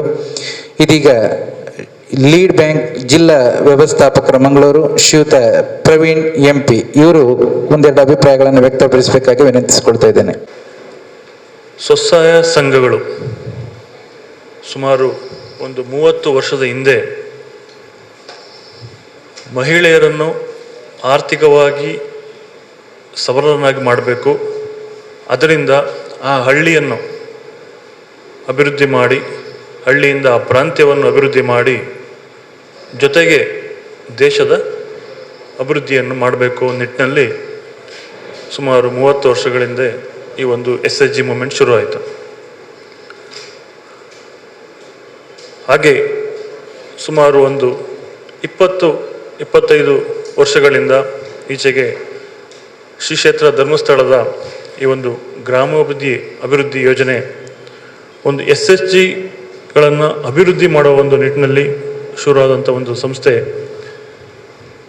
SHGಗಳ ಒಂದು ಶ್ರೀಶಕ್ತಿ ಸಂಘಗಳ ಪಾತ್ರವನ್ನು ಇನ್ನೂ ಹೆಚ್ಚಿನ ಮಟ್ಟದಲ್ಲಿ ಅದನ್ನು ಮಹತ್ವವನ್ನು ಮೇಲ್ಗೆ ಕೊಂಡೊಯ್ಯಲಾಗಿದೆ. ಇವತ್ತು ನಮ್ಮ ಜಿಲ್ಲೆಯಲ್ಲಿ ಸುಮಾರು 63,000 ಸ್ವಸಹಾಯ ಸಂಘಗಳಿದ್ದರೆ ಅದರಲ್ಲಿ 23,000ದಷ್ಟು ಸಂಘಗಳು SKRDDPಯ ಕೊಡುಗೆಗಳು. 1,800 ಕೋಟಿಯಷ್ಟು ಸ್ವಸಹಾಯ ಸಂಘಗಳಿಗೆ ವಿವಿಧ ಬ್ಯಾಂಕ್ಗಳಿಂದ ಸಾಲಗಳು ಸಿಕ್ಕಿದರೆ ಅದರಲ್ಲಿ ಸುಮಾರು ಅರ್ಧದಷ್ಟು ಪಾಲು SKRDDP ಇದು. ಒಂದು ಸುಮಾರು 750 ಕೋಟಿಯಷ್ಟು ನಮ್ಮ ಜಿಲ್ಲೆಯಲ್ಲಿ ಸ್ವಸಹಾಯ ಸಂಘಗಳಿಗೆ ಸಾಲ ನೀಡಿದ್ದಾರೆ. ಸ್ವಸಹಾಯ ಸಂಘಗಳು ಮೂಲ ಉದ್ದೇಶ ಹೇಳಿದಾಗೆ ಅವರ ಒಂದು ಆರ್ಥಿಕವಾಗಿ ಸಬಲನಾಗಿ ಮಾಡಿ ಒಂದು ಆರ್ಥಿಕತೆ ಅವರಿಗೆ ಒಂದು ಸಾಲ ಸೌಲಭ್ಯಗಳನ್ನು ಸರಳೀಕೃತವಾಗಿ ಸಿಗಬೇಕು ಅಂತ ಒಂದು ಮೂಲ ಉದ್ದೇಶ ಆಗಿತ್ತು. ಆದರೆ ಈಗ ಬದಲಾದಂಥ ಕಾಲಘಟ್ಟದಲ್ಲಿ ಸ್ವಸಹಾಯ ಸಂಘಗಳು ಆಂತರಿಕ ಸಾಲದ ಜೊತೆಗೆ ನಾವು ಆಂತರಿಕ ಸಾಲಕ್ಕೆ ಸೀಮಿತವಾಗದೆ ಗುಂಪು ಚಟುವಟಿಕೆಗಳನ್ನು ಮಾಡಿ ಅದರಲ್ಲಿ ಇನ್ನೂ ಹೆಚ್ಚಿನ ಲಾಭ ಗಳಿಸೋ ನಿಟ್ಟಿನಲ್ಲಿ ನಾವು ಮನಸ್ಸು ಮಾಡಬೇಕಾಗ್ತದೆ. ಆಲ್ರೆಡಿ ಮಾಡ್ತಾ ಇದ್ದೀರಿ, ಆದರೆ ಇನ್ನೂ ಹೆಚ್ಚಿನ ಸಂಘಗಳು ಆಂತರಿಕ ಸಾಲಕ್ಕೆ ಮಾತ್ರ ನಾವು ಸೀಮಿತ ಆಗದೆ ಗುಂಪು ಚಟುವಟಿಕೆಗಳು ಮಾಡಿದ್ರೆ ಇವತ್ತೇನು 6 ಕೋಟಿ ನೀವು ಲಾಭಾಂಶ ತಗೊಂಡಿದ್ದೀರಿ, ಇದರಿಂದ ಖಂಡಿತ ನೀವು 2 ಪಟ್ಟು 3 ಪಟ್ಟು ಲಾಭಾಂಶ ತಗೊಳ್ಳೋದ್ರಲ್ಲಿ ಸಂದೇಹ ಇಲ್ಲ. ಅದೇ ರೀತಿ ಇವತ್ತು ನಾನು ಇನ್ನೂ ಹೆಚ್ಚಿನ ಒಂದು ಮಹತ್ವವಾಗಿ ಹೇಳಲಿಕ್ಕೆ ಇಚ್ಛೆಪಡುವಂಥದ್ದು ಕೇಂದ್ರ ಸರ್ಕಾರದ ಸಾಮಾಜಿಕ ಭದ್ರತಾ ಕಾರ್ಯಕ್ರಮಗಳು. ಅಂದರೆ ಆ ಕಾರ್ಯಕ್ರಮಗಳನ್ನು ಕೇಂದ್ರ ಸರ್ಕಾರ ತಂದಂಥದ್ದು ಸಮಾಜದಲ್ಲಿ ಹಿಂದುಳಿದ ವರ್ಗಕ್ಕೆ, ಮಹಿಳೆಯರಿಗೆ, ಆರ್ಥಿಕವಾಗಿ ಹಿಂದುಳಿದ ವರ್ಗಕ್ಕೋಸ್ಕರನೇ ತಂದಿರುವಂಥ ಕಾರ್ಯಕ್ರಮಗಳಿದ್ದಾವೆ. ಅವುಗಳನ್ನು SSGಗಳು ಶ್ರಮವಹಿಸಿ ಮುಂದೆ ನಿಂತು ಈ ಕಾರ್ಯಕ್ರಮಗಳನ್ನು ನಮ್ಮ ಹಳ್ಳಿಯಲ್ಲಿ ತಳಮಟ್ಟಕ್ಕೆ ತಲುಪಿಸಿದ್ರೆ ಖಂಡಿತ SSGಯ ಒಂದು ಮಹತ್ವ ಇನ್ನೂ ಜಾಸ್ತಿ ಆಗ್ತದೆ ಅಂತ ನಾನು ಹೇಳಲಿಕ್ಕೆ ಇಚ್ಛೆಪಡ್ತೀನಿ. ಆ ಸಾಮಾಜಿಕ ಭದ್ರತಾ ಕಾರ್ಯಕ್ರಮಗಳಲ್ಲಿ ಮೊದಲನೇದಾಗಿ ನಿಮಗೆಲ್ಲರೂ ಗೊತ್ತಿದೆ, ಪ್ರಧಾನಮಂತ್ರಿ ಜೀವನ್ ಜ್ಯೋತಿ ಬಿಮಾ ಯೋಜನಾ ಅಂತ ನೀವೆಲ್ಲರೂ ಕೇಳ್ಪಟ್ಟಿದ್ದೀರಿ. 330 ರೂಪಾಯಿ ಇನ್ಶೂರೆನ್ಸ್ ಅಂತಲೇ ಫೇಮಸ್ ಆಗಿದೆ. ಎಷ್ಟು ಜನ ಮಾಡಿಸಿದಿರಿ? ದಯವಿಟ್ಟು ಕೈ ಎತ್ತಿ ನೋಡಿ. ಸಾಕಷ್ಟು ಜನ ಈ ಯೋಜನೆ ಮಾಡಿಸಿದಿರಿ. ಆದರೆ ಈ ಯೋಜನೆಯನ್ನು ಎಷ್ಟು ಜನ ತಮ್ಮ ತಮ್ಮ ಕುಟುಂಬದಲ್ಲಿ ತಮ್ಮ ತಮ್ಮ ಪರಿಚಯಸ್ಥರಿಗೆ ಈ ಒಂದು ಯೋಜನೆಯನ್ನು ತಿಳಿಸ್ಕೊಟ್ಟಿದ್ದೀರಿ ಅಂತ ನೀವು ಒಂದು ಪ್ರಶ್ನೆ ಮಾಡ್ಕೊಳ್ಬೇಕಾಗ್ತದೆ. ನಾವು ತಗೊಂಡಿದ್ದೀವಿ, ಆದರೆ ಎಷ್ಟು ಜನಕ್ಕೆ ತಿಳಿಸಿದ್ದೀವಿ? ಸೊ ಖಂಡಿತ ತಿಳಿಸೋವಂಥ ಕಾರ್ಯಕ್ರಮ ಕೂಡ ನಾವು SSGಯವರು ಆ ಜವಾಬ್ದಾರಿ ನಾವು ವಹಿಸ್ಕೊಳ್ಬೇಕಾಗ್ತದೆ, ಮಾಡಬೇಕಾಗ್ತದೆ. ಅದು ಸಾಮಾಜಿಕ ಒಂದು ಜವಾಬ್ದಾರಿ. ಏನು 330 ರೂಪಾಯಿ ಇನ್ಶೂರೆನ್ಸ್ ಸಾಕಷ್ಟು ಜನ ಮಾಡಿಸಿದ್ದೀರಿ ಗೊತ್ತಿದೆ, ಆದರೂ ನಿಮಗೆ ಇನ್ನೊಂದು ಸರಿ ಅದನ್ನು ನಿಮಗೆ ಹೇಳಲಿಕ್ಕೆ ಇಚ್ಛೆಪಡ್ತೀನಿ. ಈ 300 ರೂಪಾಯಿ ಇನ್ಶೂರೆನ್ಸ್ ಅಥವಾ ಪ್ರಧಾನಮಂತ್ರಿ ಜೀವನ್ ಜ್ಯೋತಿ ಬಿಮಾ ಯೋಜನೆ ಒಂದು ವಿಮಾ, ಅಂದರೆ ಜೀವ ವಿಮಾ ಒಂದು ಕಾರ್ಯಕ್ರಮವಾಗಿರ್ತದೆ. ಈ ಯೋಜನೆ ಇದರಲ್ಲಿ 18 ವರ್ಷದಿಂದ 50 ವರ್ಷದವರೆಗಿನ ಬ್ಯಾಂಕಿನ ಯಾವುದೇ ಬ್ಯಾಂಕಿನಲ್ಲಿ ಒಂದು ಉಳಿತಾಯ ಖಾತೆಗಳನ್ನು ಅಥವಾ ಪೋಸ್ಟ್ ಆಫೀಸ್ ಮುಖಾಂತರ ಈ ಯೋಜನೆಯನ್ನು ಮಾಡ್ಬೋದು. ಈ ಯೋಜನೆ ಮಾಡಿದರೆ ವಾರ್ಷಿಕವಾಗಿ, ಇವು ವಾರ್ಷಿಕ ಯೋಜನೆ ಆಗಿರ್ತದೆ, ವಾರ್ಷಿಕವಾಗಿ 330 ರೂಪಾಯಿ ಪ್ರೀಮಿಯಂನಲ್ಲಿ 2 ಲಕ್ಷ ರೂಪಾಯಿ ನಿಮಗೆ ಜೀವ ವಿಮೆ ಸಿಗ್ತದೆ. ಯಾವುದೇ ಥರದ ಸಾವಾಗಲಿ, ಅಪಘಾತ ಆಗಿರ್ಬೋದು ಅಥವಾ ಸ್ವಾಭಾವಿಕ ಸಾವಾಗಿರ್ಬೋದು, ಆ ವಿಮೆ ಮಾಡಿಸಿದಂಥವ್ರು ತೀರ್ಕೊಂಡ್ರೆ ಅವರಿಗೆ 2 ಲಕ್ಷ ರೂಪಾಯಿ ವಿಮಾ ಹಣ ಸಿಗ್ತದೆ ಅವರ ನಾಮಾಂಕಿತರಿಗೆ. ಇವನ್ ಕೊರೋನಾದಲ್ಲಿ ಸತ್ತಂಥ ವ್ಯಕ್ತಿಗಳಿಗೂ ಕೂಡ ಈ ಜೀವ ವಿಮೆ ಸೌಲಭ್ಯ ಸಿಕ್ಕಿದೆ. ಸೊ ನಾನು ನಿಮ್ಮೆಲ್ಲರ ಕಳಕಳಿಯ ವಿನಂತಿ ಮಾಡೋದು, ಈ ವಿಮೆಯನ್ನು ನಿಮ್ಮ ಎಲ್ಲರಿಗೂ, ನೀವು ಮಾಡಿಸಿದರೆ ಯಾರು ಮಾಡಿಸಿಲ್ಲ ಈ ವಿಮೆಯನ್ನು ಮಾಡಿಸ್ಬೋದು. ನಿಮ್ಮ ಸಂಬಂಧಿಕರಿಗೂ ಕೂಡ ಈ ಒಂದು ತಿಳಿಸಿ, ನೆರೆಯವರಿಗೂ ತಿಳಿಸಿ ಈ ವಿಮೆ ಒಂದು ನೋಂದಣಿ ಮಾಡಿಸ್ಕೊಳ್ಬೇಕಾಗಿ ಕೇಳ್ಕೊಳ್ತೀನಿ. ಹಾಗೆ ಇನ್ನೊಂದು ಯೋಜನೆ ಪ್ರಧಾನಮಂತ್ರಿ ಸುರಕ್ಷಾ ಬಿಮಾ ಯೋಜನಾ. ಇದರಲ್ಲಿ ಕೇವಲ 12 ರೂಪಾಯಿ ನೀವು ವಾರ್ಷಿಕ ಕಟ್ಟಬೇಕಾಗಿರುವಂಥ ಪ್ರೀಮಿಯಂ ಕೇವಲ 12 ರೂಪಾಯಿ ವರ್ಷಕ್ಕೆ. ಇದರಲ್ಲಿ 18 ವರ್ಷದಿಂದ 70 ವರ್ಷದ ವಯೋಮಾನದವರು ಯಾರು ಬೇಕಾದರೂ ಈ ವಿಮೆಗೆ ಸೇರ್ಪಡೆಯಾಗ್ಬೋದು. ಇದರಲ್ಲಿ ಅಪಘಾತ ವಿಮೆ ಮಾತ್ರ ಇರ್ತದೆ. ಅಂದರೆ ಅಪಘಾತದಿಂದ ಅವರು ಸಾವನ್ನು ಸಂಭವಿಸಿದರೆ 2 ಲಕ್ಷ ರೂಪಾಯಿ ವಿಮೆ ಅವರ ನಾಮಾಂಕಿತರಿಗೆ ಸಿಗ್ತದೆ. ಜೊತೆಗೆ ಅಪಘಾತದಿಂದ ಅವರು ಸಂಪೂರ್ಣ 2 ಕಣ್ಣುಗಳು ಅಥವಾ 2 ಕೈ ಅಥವಾ 2 ಕಾಲುಗಳನ್ನು ಕಳ್ಕೊಂಡ್ರೆ, ಸಂಪೂರ್ಣ ಪ್ರಮಾಣದ ಅಂಗವೈಕಲ್ಯ ಆದರೆ ಅವ್ರಿಗೂ ಕೂಡ 2 ಲಕ್ಷ ರೂಪಾಯಿ ವಿಮಾ ಮೊತ್ತ ಸಿಗ್ತದೆ. ಅಥವಾ 1 ಕಣ್ಣು, 1 ಕೈ, 1 ಕಾಲು ಅಪಘಾತದಿಂದ ಅಂಗವೈಕಲ್ಯ, ಸಂಪೂರ್ಣ ಅಂಗವೈಕಲ್ಯವಾದರೆ ಅವರಿಗೆ 1 ಲಕ್ಷ ರೂಪಾಯಿ ಸಿಗ್ತದೆ. ಪ್ರಧಾನಮಂತ್ರಿ ಸುರಕ್ಷಾ ಬಿಮಾ ಯೋಜನೆ ಎಷ್ಟು ಜನ ಮಾಡಿಸಿದ್ದೀರಿ? ಸಾಧಾರಣ ಇಲ್ಲಿರೋರೆಲ್ಲ ಎಲಿಜಿಬಲ್ ಬರ್ತೀರಿ, 70 ವರ್ಷದವರೆಗೂ ಈ ವಿಮೆ ಮಾಡಿಸ್ಬೋದು. ಸಾಕಷ್ಟು ಜನ ಮಾಡಿಸಿಲ್ಲ. ಸೊ ವಾರ್ಷಿಕ ನಮಗೆ ಖರ್ಚಾಗೋದೆಷ್ಟು? 12 ರೂಪಾಯಿ, ಕೇವಲ 12 ರೂಪಾಯಿ. ಸೊ ದಯವಿಟ್ಟು ಎಲ್ಲರೂ ವಿಮೆ ಮಾಡಿಸ್ಕೊಳ್ಳಿ. ನಮ್ಮ ಜಿಲ್ಲೆಯಲ್ಲಿ ಸುಮಾರು 6 ಲಕ್ಷದಷ್ಟು ಜನ ಈ 2 ಯೋಜನೆಗಳಿಗೆ ಸೇರಿಕೊಂಡಿದ್ದಾರೆ. ಆದರೆ ಕ್ಲೈಮ್ಗಳು ಬಂದಿಲ್ಲ.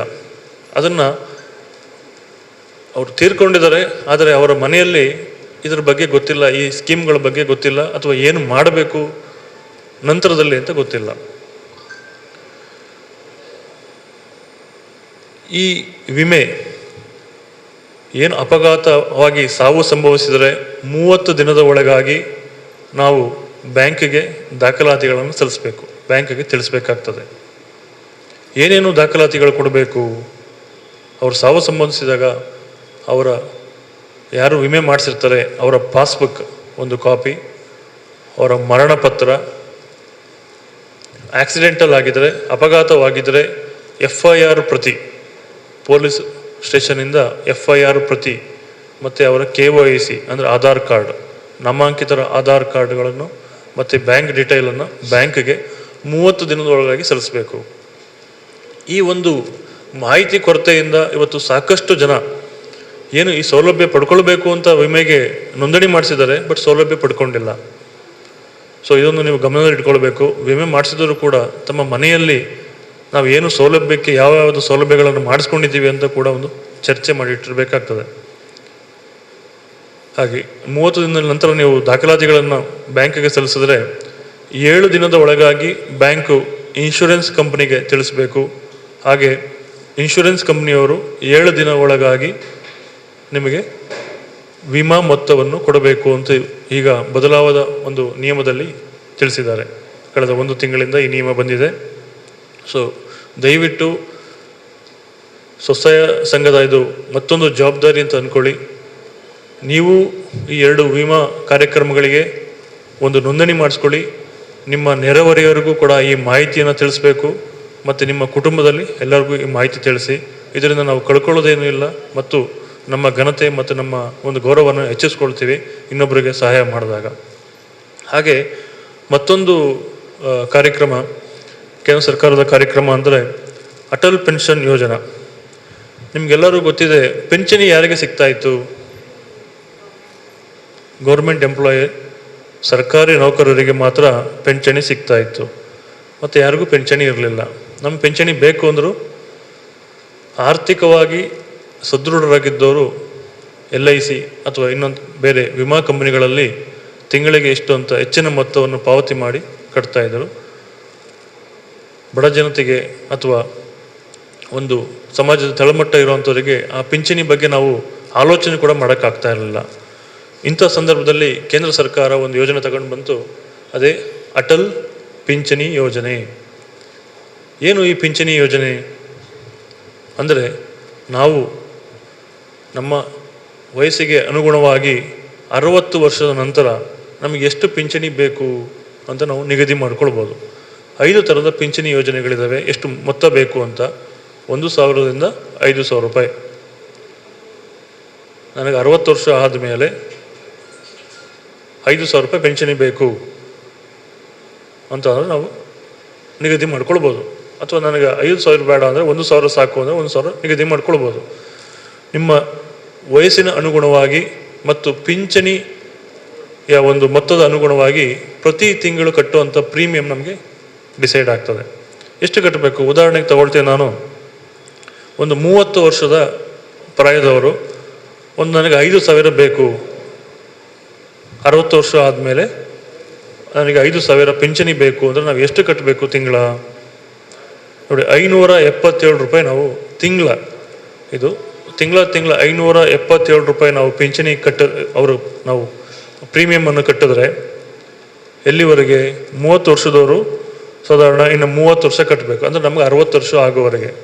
ನಂತರ ನಾವು ಬದುಕಿರೋವರೆಗೂ ನಮಗೆ 5,000 ರೂಪಾಯಿ ಪಿಂಚಣಿ ಸಿಗ್ತದೆ. ತದನಂತರದಲ್ಲಿ ಗಂಡ ಮಾಡಿದರೆ ಹೆಂಡ್ತಿಗೆ, ಗಂಡನ ಕಾಲಾದ ನಂತರ ಹೆಂಡ್ತಿಗೆ ಅವರು ಬದುಕಿರೋವರೆಗೂ ಕೂಡ 5,000 ರೂಪಾಯಿ ಸಿಗ್ತದೆ. ನಂತರ ಗಂಡ ಹೆಂಡ್ತಿ ದಂಪತಿಗಳಿಬ್ಬರು ತೀರಿದ ನಂತರ, ಪಿಂಚಣಿ ತಗೊಂಡು ಅವ್ರು ತೀರಿದ ನಂತರ ಅವರ ಮಕ್ಕಳಿಗೆ ಸುಮಾರು 8.5 ಲಕ್ಷ ಲಂಸಮ್ ಅಮೌಂಟನ್ನು ಕೇಂದ್ರ ಸರ್ಕಾರ ಕೊಡ್ತದೆ. ಯಾಕೆ ಮಾಡ್ಕೊಳ್ಬಾರ್ದು ಈ ಯೋಜನೆ? ಒಳ್ಳೆ ಯೋಜನೆ ಇದೆ, ತಿಂಗಳಿಗೆ 570 ರೂಪಾಯಿ ಇದೆ. ಆದರೆ ಇದರಲ್ಲಿ ನಮಗೆ ಮಾಹಿತಿ ಕೊರತೆ ಇದೆ. ಆದರೆ ಈ ಯೋಜನೆಗೆ ಒಂದು ವಯಸ್ಸಿನ ಮಿತಿ 18ರಿಂದ 40 ವರ್ಷದ ಮಾತ್ರ. 18ರಿಂದ 40 ವರ್ಷದವರು ಮಾತ್ರ ಈ ಯೋಜನೆಯಲ್ಲಿ ನೋಂದಣಿ ಮಾಡ್ಕೊಳ್ಬೋದು. ಸೊ ದಯವಿಟ್ಟು ಯಾರ್ಯಾರು 40 ವರ್ಷಕ್ಕಿಂತ ಕೆಳಗಡೆ ಇದ್ದೀರಿ, ನಿಮಗೆ 5 ಲಕ್ಷ ರೂಪಾಯಿ 5,000 ರೂಪಾಯಿಂದ ನಮಗೆ ವಿಮೆ ಬೇಡ ಸರ್, 1,00,000 ರೂಪಾಯಿದವರು ಸಾಕು ನನಗೆ ಅಂದರೆ ಖಂಡಿತ 1,000 ರೂಪಾಯಿದವ್ರು ಮಾಡ್ಕೊಳ್ಬೋದು. 1,000 ರೂಪಾಯಿಗಾದರೆ 30 ವರ್ಷಕ್ಕೆ ಬರೀ ಕೇವಲ 115 ರೂಪಾಯಿ ಪ್ರೀಮಿಯಂ ಬರ್ತದೆ, ತಿಂಗಳ ಕಟ್ಟುವಂಥದ್ದು. ಅವ್ರು 60 ವರ್ಷ 1,000 ರೂಪಾಯಿ ಕೊಡ್ತಾರೆ. ಗಂಡ ಹೆಂಡತಿ ಕಾಲವಾದ ನಂತರ ಅವರ ಮಕ್ಕಳಿಗೆ 1,70,000 ಕಟ್ತಾರೆ. ಎಲ್ಲರ ತಾವು ಕ್ಯಾಲ್ಕುಲೇಟರ್ ಇದೆ. ನೀವು 30 ವರ್ಷಕ್ಕೆ 30 ವರ್ಷ ಇಂಟು 12 ಇಂಟು 116 ರೂಪಾಯಿ ಮಾಡಿದ್ರೆ ನೀವು ನೋಡ್ಕೊಳ್ಬೋದು ಎಷ್ಟು ಕಟ್ಟಿರ್ತೀರಿ ಅಂತೇಳಿ, ಆ ವಿಮಾ ಮೊತ್ತ ಎಷ್ಟು ಬರ್ತದೆ. ಹಾಗಾಗಿ ಈ ಯೋಜನೆ ಕೂಡ ಇದು ಮಾಡಿರುವಂಥದ್ದು ಗರೀಬರಿಗಲ್ಲ, ಅಂದರೆ ಸಾಹುಕಾರರಿಗಲ್ಲ, ಕೆಳಮಟ್ಟದಲ್ಲಿ ಇರೋರಿಗೆ ಅಂತಲೇ ಪಿಂಚಣಿ ಒಂದು ಭದ್ರತೆ. 60 ವರ್ಷ ಆದಮೇಲೆ ನಮಗೆ ಆರ್ಥಿಕ ಭದ್ರತೆ ಇರೋದಿಲ್ಲ, ನಾವು ಕೆಲಸ ಮಾಡಲಿಕ್ಕಾಗಲ್ಲ ಅನ್ನೋ ಒಂದು ನಿಟ್ಟಿನಲ್ಲಿ ನಮ್ಮ ಕೇಂದ್ರ ಸರ್ಕಾರ ತಂದಿರುವಂಥ ಒಂದು ಈ ಸ್ಕೀಮ್ ಇದು. ಸೊ ದಯವಿಟ್ಟು ಈ ಒಂದು ಕಾರ್ಯಕ್ರಮಕ್ಕೆ ಕೂಡ ಎಲ್ಲರೂ ನೋಂದಣಿಯಾಗಬೇಕಾಗಿ ನಾನು ಕೇಳ್ಕೊಳ್ತೇನೆ. ಹಾಗೆ ಹೊಸ ಕಾರ್ಯಕ್ರಮ ಅಂದರೆ ನಾನು ನಿಮಗೆ ಆವಾಗೇ ತಿಳಿಸಿದೆ, ನಿಮ್ಮ ಉಳಿತಾಯ ಆಂತರಿಕ ಸಾಲವನ್ನು ಮಾತ್ರ ನಾವು ತೆಗಿತಾ ಇದ್ದೀವಿ, ಆದರೆ ನಾವು ಗುಂಪು ಚಟುವಟಿಕೆಗಳು ಮಾಡ್ತಾ ಇಲ್ಲ ಅಂತೇಳಿ. ಗುಂಪು ಚಟುವಟಿಕೆಗಳನ್ನು ಮಾಡಲಿಕ್ಕೆ, ಅದರಲ್ಲೂ ಆಹಾರ ಸಂಸ್ಕರಣಾ ಗುಂಪು ಚಟುವಟಿಕೆ ಮಾಡಿದ್ರೆ ಇವತ್ತು ಕೇಂದ್ರ ಸರ್ಕಾರದಿಂದ ಹೊಸ ಒಂದು ಸ್ಕೀಮನ್ನು ಯೋಜನೆಯನ್ನು ಜಾರಿ ತಂದಿದ್ದಾರೆ. ಅದರ ಹೆಸರೇ ಪ್ರಧಾನಮಂತ್ರಿಗಳ ಕಿರು ಆಹಾರ ಸಂಸ್ಕರಣಾ ಉದ್ದಿಮೆಗಳ ನಿಯಮಬದ್ಧಗೊಳಿಸುವಿಕೆ ಯೋಜನೆ, PMFME ಅಂತ ಹೇಳ್ತಾರೆ. ಏನು ಇದರಿಂದ ನಮಗೆ SHG ಏನು ಲಾಭ ಆಗ್ತದೆ? SHGಗಳಿಗೆ ಈ ಒಂದು ಯೋಜನೆಯಲ್ಲಿ ಪ್ರತಿ ಮೆಂಬರಿಗೆ ಪ್ರಾಥಮಿಕ ಬಂಡವಾಳವಾಗಿ 40,000 ರೂಪಾಯಿಗಳನ್ನು ಕೊಡ್ತಾ ಇದ್ದಾರೆ. ಪ್ರಾಥಮಿಕ ಬಂಡವಾಳವಾಗಿ 40,000 ರೂಪಾಯಿ. ಮತ್ತು ನಾವು ಲೋನನ್ನು ತೆಗೆದ್ರೆ ಬ್ಯಾಂಕಿನಿಂದ ನಮ್ಮ ಚಟುವಟಿಕೆಗಳನ್ನು ಮಾಡಲಿಕ್ಕೆ, ಗುಂಪು ಚಟುವಟಿಕೆ ಮಾಡಲಿಕ್ಕೆ, ಆಹಾರ ಸಂಸ್ಕರಣಾ ವಿಭಾಗದಲ್ಲಿ ನಾವು ಗುಂಪು ಚಟುವಟಿಕೆ ಮಾಡಲಿಕ್ಕಾದರೆ ನಮಗೆ 35%, ನಿಮ್ಮ ಯೋಜನೆಯ 35% ಸಬ್ಸಿಡಿ ಸಿಗ್ತದೆ. ಗರಿಷ್ಠ 10 ಲಕ್ಷ ರೂಪಾಯಿ ಸಬ್ಸಿಡಿ ಎಷ್ಟು ಸಿಗ್ತದೆ? ಗರಿಷ್ಠ 10 ಲಕ್ಷ ರೂಪಾಯಿ. ಪರ್ಸೆಂಟೇಜಲ್ಲಿ 35% ನಮಗೆ ಸಿಗ್ತದೆ. ಅಂದರೆ 1 ಲಕ್ಷ ರೂಪಾಯಿ ನಾವು ಸಾಲ ತೆಗೆದ್ರೆ 35,000 ರೂಪಾಯಿ ನಮಗೆ ಸಬ್ಸಿಡಿ ಸಿಗ್ತದೆ. ಯಾಕೆ ಮಾಡಬಾರ್ದು? ನಾವು ಗುಂಪು ಚಟುವಟಿಕೆ ಮಾಡುವಾಗ ಯಾಕೆ ನಾವು ಒಂದು ಆಹಾರ ಸಂಸ್ಕರಣೆಗಳು ಯೋಜನೆಗಳು ಮಾಡಿದಾಗ, ಉದಾಹರಣೆಗೆ ನೀವು ಪಾಪಡ್ ಮೇಕಿಂಗ್ ಆಗಿರ್ಬೋದು, ಉಪ್ಪಿನಕಾಯಿ ಪಿಕಲಿಂಗ್ ಮಾಡ್ತಾ ಇದ್ದೀರಿ, ಸಾಕಷ್ಟು ಆಹಾರ ಕಿರು ಉತ್ಪನ್ನ ತಯಾರು ಮಾಡುವಂಥ ಆಹಾರ ಚಟುವಟಿಕೆಗಳು ನಮ್ಮ ಜಿಲ್ಲೆಯಲ್ಲಿ ನಡೀತಾ ಇದೆ. ಈ ಒಂದು ಚಟುವಟಿಕೆಗಳನ್ನು ಕೂಡ ಯಾರು ಮಾಡಲಿಕ್ಕೆ ಇಚ್ಛೆ ಪಡ್ತಾ ಇದ್ದೀರಿ, ನೀವು ಕೂಡ ಈ ಒಂದು ಸ್ಕೀಮಲ್ಲಿ ಸೇರ್ಕೊಳ್ಬೋದು. ಈ ಒಂದು ಪ್ರಧಾನಮಂತ್ರಿಗಳ ಕಿರು ಆಹಾರ ಸಂಸ್ಕರಣಾ ಯೋಜನೆಯ ನಿಯಮಬದ್ಧಗೊಳಿಸುವಿಕೆ ಯೋಜನೆಯಲ್ಲಿ ಕೂಡ ನೀವು ಜಾಯ್ನ್ ಆಗ್ಬೋದು. ಈ ಒಂದು ಸಬ್ಸಿಡಿ ಸಿಗ್ತಾ ಸೌಲಭ್ಯಗಳನ್ನು ಕೂಡ ನೀವು ಪಡೆದುಕೊಂಡು ಇನ್ನೂ ಹೆಚ್ಚಿನ ರೀತಿಯಲ್ಲಿ ನೀವು ಪ್ರಗತಿಯನ್ನು ಕಾಣ್ಬೋದು, ಹೆಚ್ಚು ಲಾಭವನ್ನು ಗಳಿಸ್ಕೊಳ್ಬೋದು. ಹಾಗೆ ಮತ್ತೊಂದು ಕೊನೆಯ ಯೋಜನೆ, ಪ್ರಧಾನಮಂತ್ರಿಗಳ ಒಂದು ಯೋಜನೆ ತಗೊಂಡು ಬಂದರು, ಬೇಟಿ ಬಚಾವೋ ಬೇಟಿ ಪಢಾವೋ ಅಂತೇಳಿ ಕೇಳಿದಿರಿ. ಆ ಒಂದು ಘೋಷವಾಕ್ಯದಲ್ಲಿ ಒಂದು ಯೋಜನೆ ತಗೊಂಡು ಬಂದರು, ಅದೇ ಸುಕನ್ಯಾ ಸಮೃದ್ಧಿ ಯೋಜನೆ. ಹೆಣ್ಣು ಮಕ್ಕಳ ಒಂದು ಶೈಕ್ಷಣಿಕ ಅಭಿವೃದ್ಧಿ ಹಾಗೂ ಅವರ ಒಂದು ಶಿಕ್ಷಣವನ್ನು ಕೊಡಿಸೋದು ನಮಗೆ ಹೊರೆ ಆಗಬಾರ್ದು, ಹೆಣ್ಣು ಮಗು ಹೊರೆ ಅಲ್ಲ ಅನ್ನೋ ಒಂದು ನಿಟ್ಟಿನಲ್ಲಿ ಹೆಣ್ಣು ಮಕ್ಕಳಿಗೋಸ್ಕರ ಒಂದು ತಂದಂಥ ಯೋಜನೆ ಸುಕನ್ಯಾ ಸಮೃದ್ಧಿ ಯೋಜನೆ. ಏನು ಯೋಜನೆಯ ಮೂಲ ಉದ್ದೇಶ ಮತ್ತು ಏನು ನಮಗೆ ಬೆನಿಫಿಟ್ ಸಿಗ್ತದೆ ಅಂತ ಹೇಳೋದಾದರೆ, 1 ದಿನದ ಹೆಣ್ಣು ಮಗುವಿಂದ ಹಿಡಿದು 10 ವರ್ಷದ ಹೆಣ್ಣು ಮಗು ಈ ಒಂದು ಯೋಜನೆಯಲ್ಲಿ ಸೇರ್ಕೊಳ್ಬೋದು. ಕನಿಷ್ಠ ವರ್ಷಕ್ಕೆ 250 ರೂಪಾಯಿ ಕೂಡ ಯೋಜನೆಯಲ್ಲಿ ಉಳಿತಾಯ ಮಾಡ್ಬೋದು. ಮೊದಲು 1,000 ರೂಪಾಯಿ ಇತ್ತು, ಅದನ್ನು ನಾವು ಉಳಿತಾಯ ಮಾಡಲಿಕ್ಕೆ ಆಗೋದಿಲ್ಲ ಅಂತ ಇದ್ದರೆ ಅಂಥೇಳಿ ವಾರ್ಷಿಕ 250 ರೂಪಾಯಿ ಆದರೂ ಕೂಡ ಅವರು ಈ ಯೋಜನೆಯಲ್ಲಿ ಹಾಕ್ಬೋದು. ಹಾಕ್ತೀವಿ ಸರ್, ಏನು ಬೆನಿಫಿಟ್ ಸಿಗ್ತದೆ? ಇವತ್ತು ಯಾವ ಸಂಸ್ಥೆಯಲ್ಲೂ ಕೂಡ ಅಷ್ಟು ಠೇವಣಿಗೆ ಬಡ್ಡಿಯನ್ನು ಕೊಡ್ತಾ ಇಲ್ಲ, ಯಾವುದೇ ಒಂದು ಸರ್ಕಾರಿ ಸಂಸ್ಥೆಗಳಿಂದ, ಯಾವುದೇ ಬ್ಯಾಂಕ್ಗಳಿಂದ ಕೊಡ್ತಾ ಇಲ್ಲ. ಅಷ್ಟು ಠೇವಣಿ ಬಡ್ಡಿಯನ್ನು ನಾವು ಈ ಒಂದು ಸುಕನ್ಯಾ ಸಮೃದ್ಧಿ ಯೋಜನೆಯಲ್ಲಿ ಕೇಂದ್ರ ಸರ್ಕಾರ ಕೊಡ್ತಾ ಇದೆ. ಸುಮಾರು 7.5% ಬಡ್ಡಿಯನ್ನು ಈ ಠೇವಣಿ ಇಟ್ಟರೆ ಯೋಜನೆಯಲ್ಲಿ ಸಿಗ್ತಾ ಇದೆ. ಯಾವ ಸ್ಕೀಮಲ್ಲೂ ಅಷ್ಟು ಬಡ್ಡಿ ಕೊಡ್ತಾ ಇಲ್ಲ. ಸೊ ಇದನ್ನು ನೀವು ಆ ಮಗುವಿನ 21 ವರ್ಷಕ್ಕೆ ಇದು ಮೆಚುರಿಟಿ ಆಗ್ತದೆ. ಆದರೆ 18 ವರ್ಷಕ್ಕೆ ನೀವು ಆ ಮಗುವಿನ ವಿದ್ಯಾಭ್ಯಾಸಕ್ಕೆ 10% ಮೊತ್ತವನ್ನು ನೀವು ವಿಡ್ರಾ ಮಾಡ್ಬೋದು, ತೆಗಿಬೋದು. ಮಿಕ್ಕಿದ್ದ ಒಂದು 50% ಆಫ್ಟರ್ ಮೆಚುರಿಟಿ ಅಂದರೆ 21 ವರ್ಷ ನಂತರ ತೆಗಿಬೋದು. ಸೊ ಈ ಯೋಜನೆ ಕೂಡ ಎಲ್ಲ ಬ್ಯಾಂಕ್ಗಳಲ್ಲಿ, ಪೋಸ್ಟ್ ಆಫೀಸಲ್ಲಿದೆ. ಹೆಣ್ಣು ಮಕ್ಕಳಿಗೋಸ್ಕರ ಮಾಡಿರುವಂಥ ಸ್ಕೀಮು. ಸೊ ಎಲ್ಲ ತಾಯಂದಿರು ನಿಮ್ಮ ಮನೆಯಲ್ಲಿ ಹೆಣ್ಣು ಮಗು ಇದ್ದರೆ 10 ವರ್ಷದ ಕೆಳಗಡೆ ಈ ಯೋಜನೆಯಲ್ಲಿ ದಯವಿಟ್ಟು ಸೇರಿಸಿ, ಯಾರು ಬಿಡಬೇಡಿ. ಈ ಹೇಳಿದಂಥ ಎಲ್ಲ ಯೋಜನೆಗಳು ಒಂದು ಸಾಮಾಜಿಕ ಭದ್ರತಾ ಕಾರ್ಯಕ್ರಮಗಳಿದ್ದಾವೆ. ಎಲ್ಲ ಇದು ಮಹಿಳೆಯರ ಒಂದು ಸಬಲೀಕರಣಕ್ಕೆ ಮತ್ತು ಸಮಾಜದಲ್ಲಿ ಕೆಳ ಹಂತದ ಒಂದು ಗುರಿಯಾಗಿರಿಸಿಕೊಂಡು ಮಾಡಿರುವಂಥ ಇದು ಕಾರ್ಯಕ್ರಮಗಳು. ಸೊ ಈ ಕಾರ್ಯಕ್ರಮಗಳನ್ನು ನಾವು ಸದುಪಯೋಗ ಮಾಡಿಕೊಳ್ಬೇಕು. ಅದರಲ್ಲಿ ಸದುಪಯೋಗ ಮಾಡಿಕೊಳ್ಳಿಕ್ಕೆ, ಜನಗಳಿಗೆ ಮುಟ್ಲಿಕ್ಕೆ ಹೇಗೆ ಬ್ಯಾಂಕ್ಗಳು ಮತ್ತು SKIDDP ಅಂತ ಸಂಸ್ಥೆಗಳು ಒಂದು ಶ್ರಮ ವಹಿಸ್ತಾ ಇದ್ದಾರೆ, ಅದ್ರ ಜೊತೆಗೆ ನೀವು ಕೂಡ ಒಂದು ಭಾಗವಹಿಸಿ ಈ ಎಲ್ಲ ಕಾರ್ಯಕ್ರಮಗಳನ್ನು ತಳಮಟ್ಟದವರೆಗೂ ಎಲ್ಲರಿಗೂ ಮುಟ್ಟಬೇಕು. ಈ ಯೋಜನೆಗಳನ್ನು ಅವರು ಲಾಭ ಪಡ್ಕೊಳ್ಬೇಕು ಅನ್ನೋ ನಿಟ್ಟಿನಲ್ಲಿ ನೀವು ಕೆಲಸ ಮಾಡಿದ್ರೆ ನಮಗೂ ಕೂಡ ಒಂದು ತೃಪ್ತಿ ಸಿಗ್ತದೆ. ದೇಶದ ಪ್ರಧಾನಮಂತ್ರಿಯವರು ಏನೋ ಒಂದು ಕನಸಿಟ್ಕೊಂಡಿದ್ದಾರೆ, ಆ ಯೋಜನೆಗಳೊಂದು ಇಂಪ್ಲಿಮೆಂಟ್ ಆಗಬೇಕು ಅಂತ ಆಸೆ ಇಟ್ಕೊಂಡಿದ್ದಾರೆ, ಅವರದ್ದು ಕೂಡ ಸಕಾರ ಆಗ್ತದೆ. ಹಾಗಾಗಿ ಈ ಎಲ್ಲ ಯೋಜನೆಗಳನ್ನು ನೀವು ತಲುಪಿಸ್ತೀರಾ ಅಂತ ನಾನು ಅಂದ್ಕೊಂಡು ನನ್ನ 2 ಮಾತನ್ನು ಮುಗಿಸ್ತೇನೆ. Thank you sir. ಕಳಕಳಿಯೊಂದಿಗೆ ಈ ಒಂದು ಕಾರ್ಯಕ್ರಮದಲ್ಲಿ ಉಪಸ್ಥಿತರಿದ್ದು ಉತ್ತಮ ವಿಚಾರಗಳನ್ನು ತಿಳಿಸಿಕೊಟ್ಟಂತಹ ಲೀಡ್ ಬ್ಯಾಂಕ್ ಜಿಲ್ಲಾ ವ್ಯವಸ್ಥಾಪಕರು ಮಂಗಳೂರು ಶ್ರೀಯುತ ಪ್ರವೀಣ್ MP ಸರ್ ಅವರಿಗೆ ಅಭಿನಂದನೆಗಳು. ಇದೀಗ ಪ್ರಾದೇಶಿಕ ಕೃಷಿ ಅಧಿಕಾರಿ ಬ್ಯಾಂಕ್ ಆಫ್ ಬರೋಡಾ ಶ್ರೀಯುತ ಕಿರಣ್ ಸರ್ ಅವರು ಒಂದೆರಡು ಅಭಿಪ್ರಾಯಗಳನ್ನು ವ್ಯಕ್ತಪಡಿಸಬೇಕಾಗಿ ಕೇಳಿಕೊಳ್ತಾ ಇದ್ದೇನೆ. ನನ್ನ ನಮಸ್ಕಾರವನ್ನು ತಿಳಿಸ್ತೇನೆ. ಅದೇ ರೀತಿ ಸ್ವಸಹಾಯ ಸಂಘದ ಸದಸ್ಯರು ಮತ್ತು SKIDDP BC ಟ್ರಸ್ಟ್ನ ಅಧಿಕಾರಿ ವರ್ಗ, ಸ್ಟಾಫ್ ಎಲ್ಲರಿಗೂ ನನ್ನ ನಮಸ್ಕಾರಗಳು. ಇವತ್ತಿನ ಈ ಸ್ವಸಹಾಯ ಸಂಘದ ಸದಸ್ಯರಿಗೆ ಲಾಭಾಂಶ ವಿತರಣದ ಕಾರ್ಯಕ್ರಮ, ಈ ಒಂದು ಲಾಭಾಂಶ ವಿತರಣಾ ಕಾರ್ಯಕ್ರಮದಲ್ಲಿ ನಾನು ಸಹ ಭಾಗಿಯಾಗಿರೋದು ತುಂಬ ಸಂತೋಷದ ಸಂಗತಿಯಾಗಿದೆ. ಯಾಕಂದರೆ ನನಗೆ ತಿಳಿದಿರೋ ಪ್ರಕಾರ ಬ್ಯಾಂಕ್ ಆಫ್ ಬರೋಡಾ ಇದಕ್ಕಿಂತ ಮೊದಲು ವಿಜಯ ಬ್ಯಾಂಕ್ ಆಗಿತ್ತು. 2014ರಿಂದ ನಾವು SKIDDP BC ಟ್ರಸ್ಟ್ ಜೊತೆಗೆ ಕೆಲಸ ಮಾಡ್ತಾ ಇದ್ದೇವೆ. ಅಂದಿನಿಂದನೂ ಈ ಮಂಗಳೂರು ಕ್ಷೇತ್ರದಲ್ಲಿ ನಮ್ಮ ಧರ್ಮಸ್ಥಳದ ಮುಖ್ಯ ಶಾಖೆಯಿಂದ ನಾವು SKIDDP BC ಟ್ರಸ್ಟ್ನ ಎಲ್ಲ ಸಂಘದ ಸ್ವಸಹಾಯ ಸಂಘದವರಿಗೆ ಸಾಲ ವಿತರಣೆ ಕಾರ್ಯಕ್ರಮವನ್ನು ಹಮ್ಮಿಕೊಂಡಿದ್ದೇವೆ.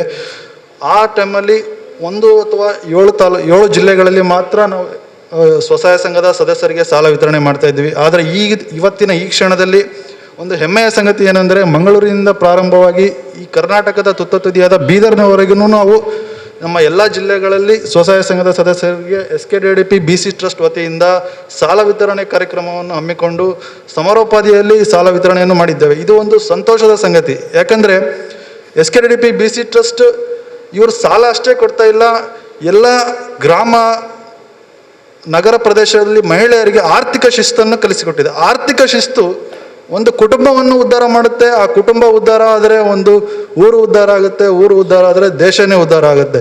ಈ ಒಂದು ಆರ್ಥಿಕ ಶಿಸ್ತನ್ನು ನಿಮ್ಮೆಲ್ಲರಲ್ಲಿನೂ ರೂಢಿಸಿಕೊಳ್ಳುವಲ್ಲಿ SKIDDP BC ಟ್ರಸ್ಟ್ನ ಅಧಿಕಾರಿ ವರ್ಗ ಆಗಿರಲಿ, ಸ್ಟಾಫ್ ಆಗಿರಲಿ, ಅವರು ನಿರಂತರವಾಗಿ ದುಡಿದು ನಿಮ್ಮೆಲ್ಲರ ಉನ್ನತಿಗೆ ಉತ್ತಮವಾದ ಕೆಲಸವನ್ನು ಮಾಡುತ್ತಿದ್ದಾರೆ. ಅವರಿಗೂ ಸಹ ನಾನು ಈ ಕ್ಷಣದಲ್ಲಿ ಅಭಿನಂದನೆಗಳನ್ನು ವ್ಯಕ್ತಪಡಿಸುತ್ತೇನೆ.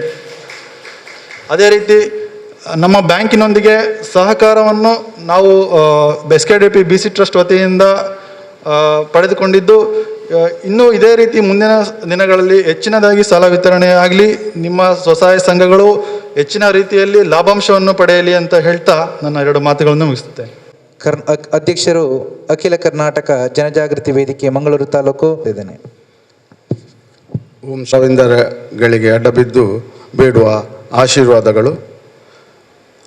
ಇವತ್ತು ಈ ಒಂದು ಸ್ವಸಹಾಯ ಸಂಘವನ್ನು ನಮ್ಮ ಉಸ್ತುವಾರಿ ಸಚಿವರು ಉದ್ಘಾಟಿಸಿದರು.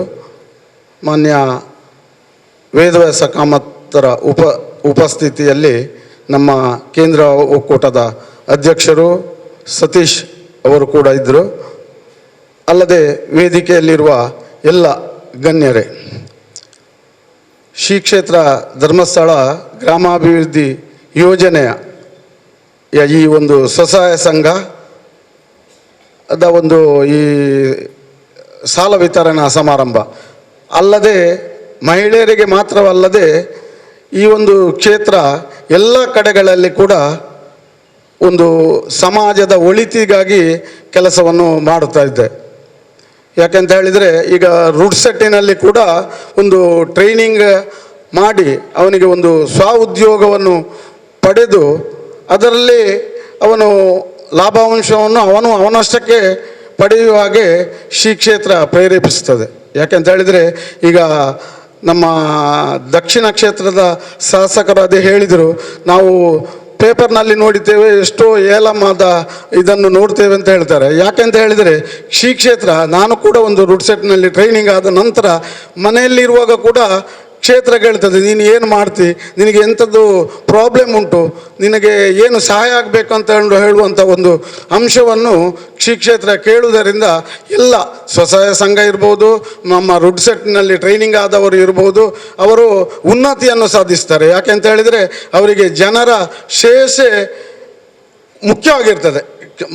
ಇತರ ಫೈನಾನ್ಸ್ ಕಂಪನಿಗಳಲ್ಲಿ ನಾವು ಯಾವುದೇ ಸಾಲ ಸೌಲಭ್ಯವನ್ನು ತೆಗೆದುಕೊಂಡರೂ ಕೂಡ ಅವರು ತಮ್ಮ ರೆಕಾರ್ಡ್ಗಳನ್ನು ಅಚ್ಚುಕಟ್ಟಾಗಿ ಇಡ್ತಾರೆ ಹೊರತು ನಿಮಗೆ ನಾನು ಹೇಳುವಂಥದ್ದು ನನ್ನ ಅನುಭವದ ಪ್ರಕಾರ ನಿಮಗೆ ಮತ್ತೆ ನೀನು ಏನು ಮಾಡ್ತೀವಿ, ನಿನಗೆ ಎಂಥದ್ದು ಪ್ರಾಬ್ಲಮ್ ಉಂಟು, ನೀನು ಯಾವ ಥರ ಇದ್ದಿ ಅಂತ ಹೇಳಿ ಕೇಳುವುದಿಲ್ಲ.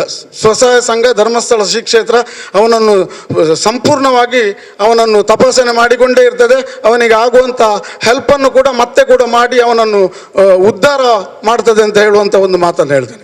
ಶ್ರೀ ಕ್ಷೇತ್ರ ದಿಂದ ಈ ಜನಜಾಗೃತಿ ವೇದಿಕೆಯಲ್ಲಿ ಈಗ ಹಲವಾರು ಮಧ್ಯವರ್ಜನ ಶಿಬಿರಗಳನ್ನು ನಾವು ಮಾಡ್ತಾ ಇದ್ದೇವೆ. ಅದಲ್ಲದೆ ಶಾಲಾ ಕಾಲೇಜುಗಳಲ್ಲಿ ಸ್ವಸ್ಥ ಸಂಕಲ್ಪ ಕಾರ್ಯಕ್ರಮ ಮಕ್ಕಳಿಗಾಗಿ ನಾವು ಮಾಡ್ತಾ ಇದ್ದೇವೆ. ಪೂಜ್ಯ ಕಾವಂದರು ಈಗ ಹಸಿರು ನಿರ್ಮಾಣ ಮಾಡುವಂತಹ ಕಾರ್ಯಕ್ರಮಗಳು, ಸ್ವಚ್ಛತಾ ಕಾರ್ಯಕ್ರಮಗಳು, ಹಲವಾರು ಕಾರ್ಯಕ್ರಮಗಳನ್ನು ಮಾಡ್ತಾ ಇದ್ದೇವೆ. ಪೂಜ್ಯ ಕಾವಂದರ ಒಂದು ನಿರ್ದೇಶನದಲ್ಲಿ ನಾವೊಂದು ಕೆಲಸ ಮಾಡುವುದಂತ ಹೇಳಿದರೆ ನಮಗೆ ಬಹಳಷ್ಟು ಒಂದು ಸಂತೋಷ ಆಗ್ತದೆ. ಇದೇ ಥರ ನಾನು ಹೇಳುವುದು ಯಾಕೆಂತ ಹೇಳಿದರೆ ಈ ಧರ್ಮಸ್ಥಳದ ಗ್ರಾಮಾಭಿವೃದ್ಧಿ ಯೋಜನೆ ಇರಲಿ, ಅವರ ಯಾವುದೇ ಕಾರ್ಯಕ್ರಮದಲ್ಲಿ ಸಿಗುವಂಥ ಸಂತೋಷ ನಮಗೆ ಬಿಸ್ನೆಸ್ನಲ್ಲಿ ಲಾಭದಲ್ಲಿ ಯಾವುದರಲ್ಲಿ ಸಿಕ್ಕುವುದಿಲ್ಲ. ಮತ್ತು ನಮ್ಮ ಈ ಸೇವೆಯಿಂದ ನಮ್ಮ ಜೀವನಕ್ಕೆ ನಿಜವಾಗಿ ನೋಡಿದರೆ ಅದು ಅವ ಸೇವೆ ಮಾಡುವುದರಿಂದ ಅವನವನ ಮನಸ್ಸಿಗೆ ಮತ್ತು ಅವನ ಕುಟುಂಬಕ್ಕೆ ಏನು ಸಂತೋಷ ಆಗ್ತದೆ ಅಂತೇಳಿ ಅವನವನೇ ಅನುಭವಿಸಬೇಕು ಹೊರತು ಮತ್ತು ನಾವು ಬೇರೆ ಯಾವುದರಲ್ಲಿ ಹೇಳಲಿಕ್ಕೆ ಆಗುವುದಿಲ್ಲ. ಯಾಕೆಂತ ಹೇಳಿದರೆ 87ರಲ್ಲಿ ನಾನು ಕೂಡ ಒಂದು ರೂಟ್ ಸೆಟ್ನಲ್ಲಿ ಟ್ರೈನಿಂಗ್ ಆಗಿ ಖಾಲಿ 35,000 ರೂಪಾಯಿ, ಅದು ಕೂಡ ಧರ್ಮಸ್ಥಳ ರೂಟ್ ಸೆಟ್ಟಿನಿಂದ ಟ್ರೈನಿಂಗ್ ಆಗಿ ವಿಜಯ ಬ್ಯಾಂಕಿನಲ್ಲಿ ನನಗೆ ಒಂದು ಲೋನ್ ಕೊಟ್ಟಿದ್ದಾರೆ. ಆ ಲೋನಿನಲ್ಲಿ ಮಾಡಿ ಇವತ್ತು ಕೊರೋನಾದಿಂದ ಸ್ವಲ್ಪ ಜನ ಕಡಿಮೆ ಆಗಿದ್ದಾರೆ. ಇಲ್ಲಂದರೆ ಒಂದು 35 ಜನ ನಾವು ಸಾಧಾರಣ ಒಂದು 2.5 ಕೋಟಿ ಬಿಸ್ನೆಸ್ ಮಾಡುವಾಗೆ ಮಾಡ್ತಿದ್ದರೆ ಅದು ಪೂಜ್ಯ ಕಾವಂದರ ಒಂದು ಆಶೀರ್ವಾದದಿಂದ ಅಂತ ಹೇಳಲಿಕ್ಕೆ ನಾನು ಮರೆಯಲಿಕ್ಕಿಲ್ಲ. ಜೀವಮಾನದಲ್ಲಿ ನಾವು ಕಾವಂದರನ್ನು ಮರೆಯಲಿಕ್ಕೂ ಇಲ್ಲ. ನಮ್ಮನ್ನು ಈ ಥರ ತರಲಿಕ್ಕೆ ಕಾವಂದರು ಬಹಳಷ್ಟು ಒಂದು ಇದು ಮಾಡಿದ್ದಾರೆ. ಯಾಕೆಂತೇಳಿ ಆ ಟೈಮ್ 87ರಲ್ಲಿ ನಿಮಗೆ 1,000 ಸಾಲ ಕೊಡುವವರು ಯಾರೂ ಇರೋದಿಲ್ಲ. ಅದಲ್ಲದೆ ನಮ್ಮನ್ನು ಈಗ ಬ್ಯಾಂಕಿನಲ್ಲಿ, ಈಗ ನಾವು ಎಲ್ಲ ಬ್ಯಾಂಕಿನಲ್ಲಿ ಎಂಪೆನಲ್ ಆಗಿದ್ದೇವೆ. Bank of Baroda, union bank, state bank ಮತ್ತು ಕರ್ನಾಟಕ ಬ್ಯಾಂಕ್ ಎಲ್ಲ. ಯಾಕೆ ನಿನಗೆ ಈ ಎಂಪೆನಲ್ ಬೇಕಂತ ಹೇಳಿ ಪೂಜ್ಯ ಅಲ್ಲಿ ರೂಟ್ಸೆಟ್ಟಿಂದಲೇ ಒಂದು ಲೆಟ್ರ್ ಕಳಿಸಿ ಇವನಿಗೆ ಚಿಕ್ಕದು ವರ್ಕ್ ಕೊಡಿ ಅಂತ ಹೇಳುವಂಥ ಒಂದು ವಿಷಯದಲ್ಲಿ ಮಾಡಿದ್ದಾರೆ.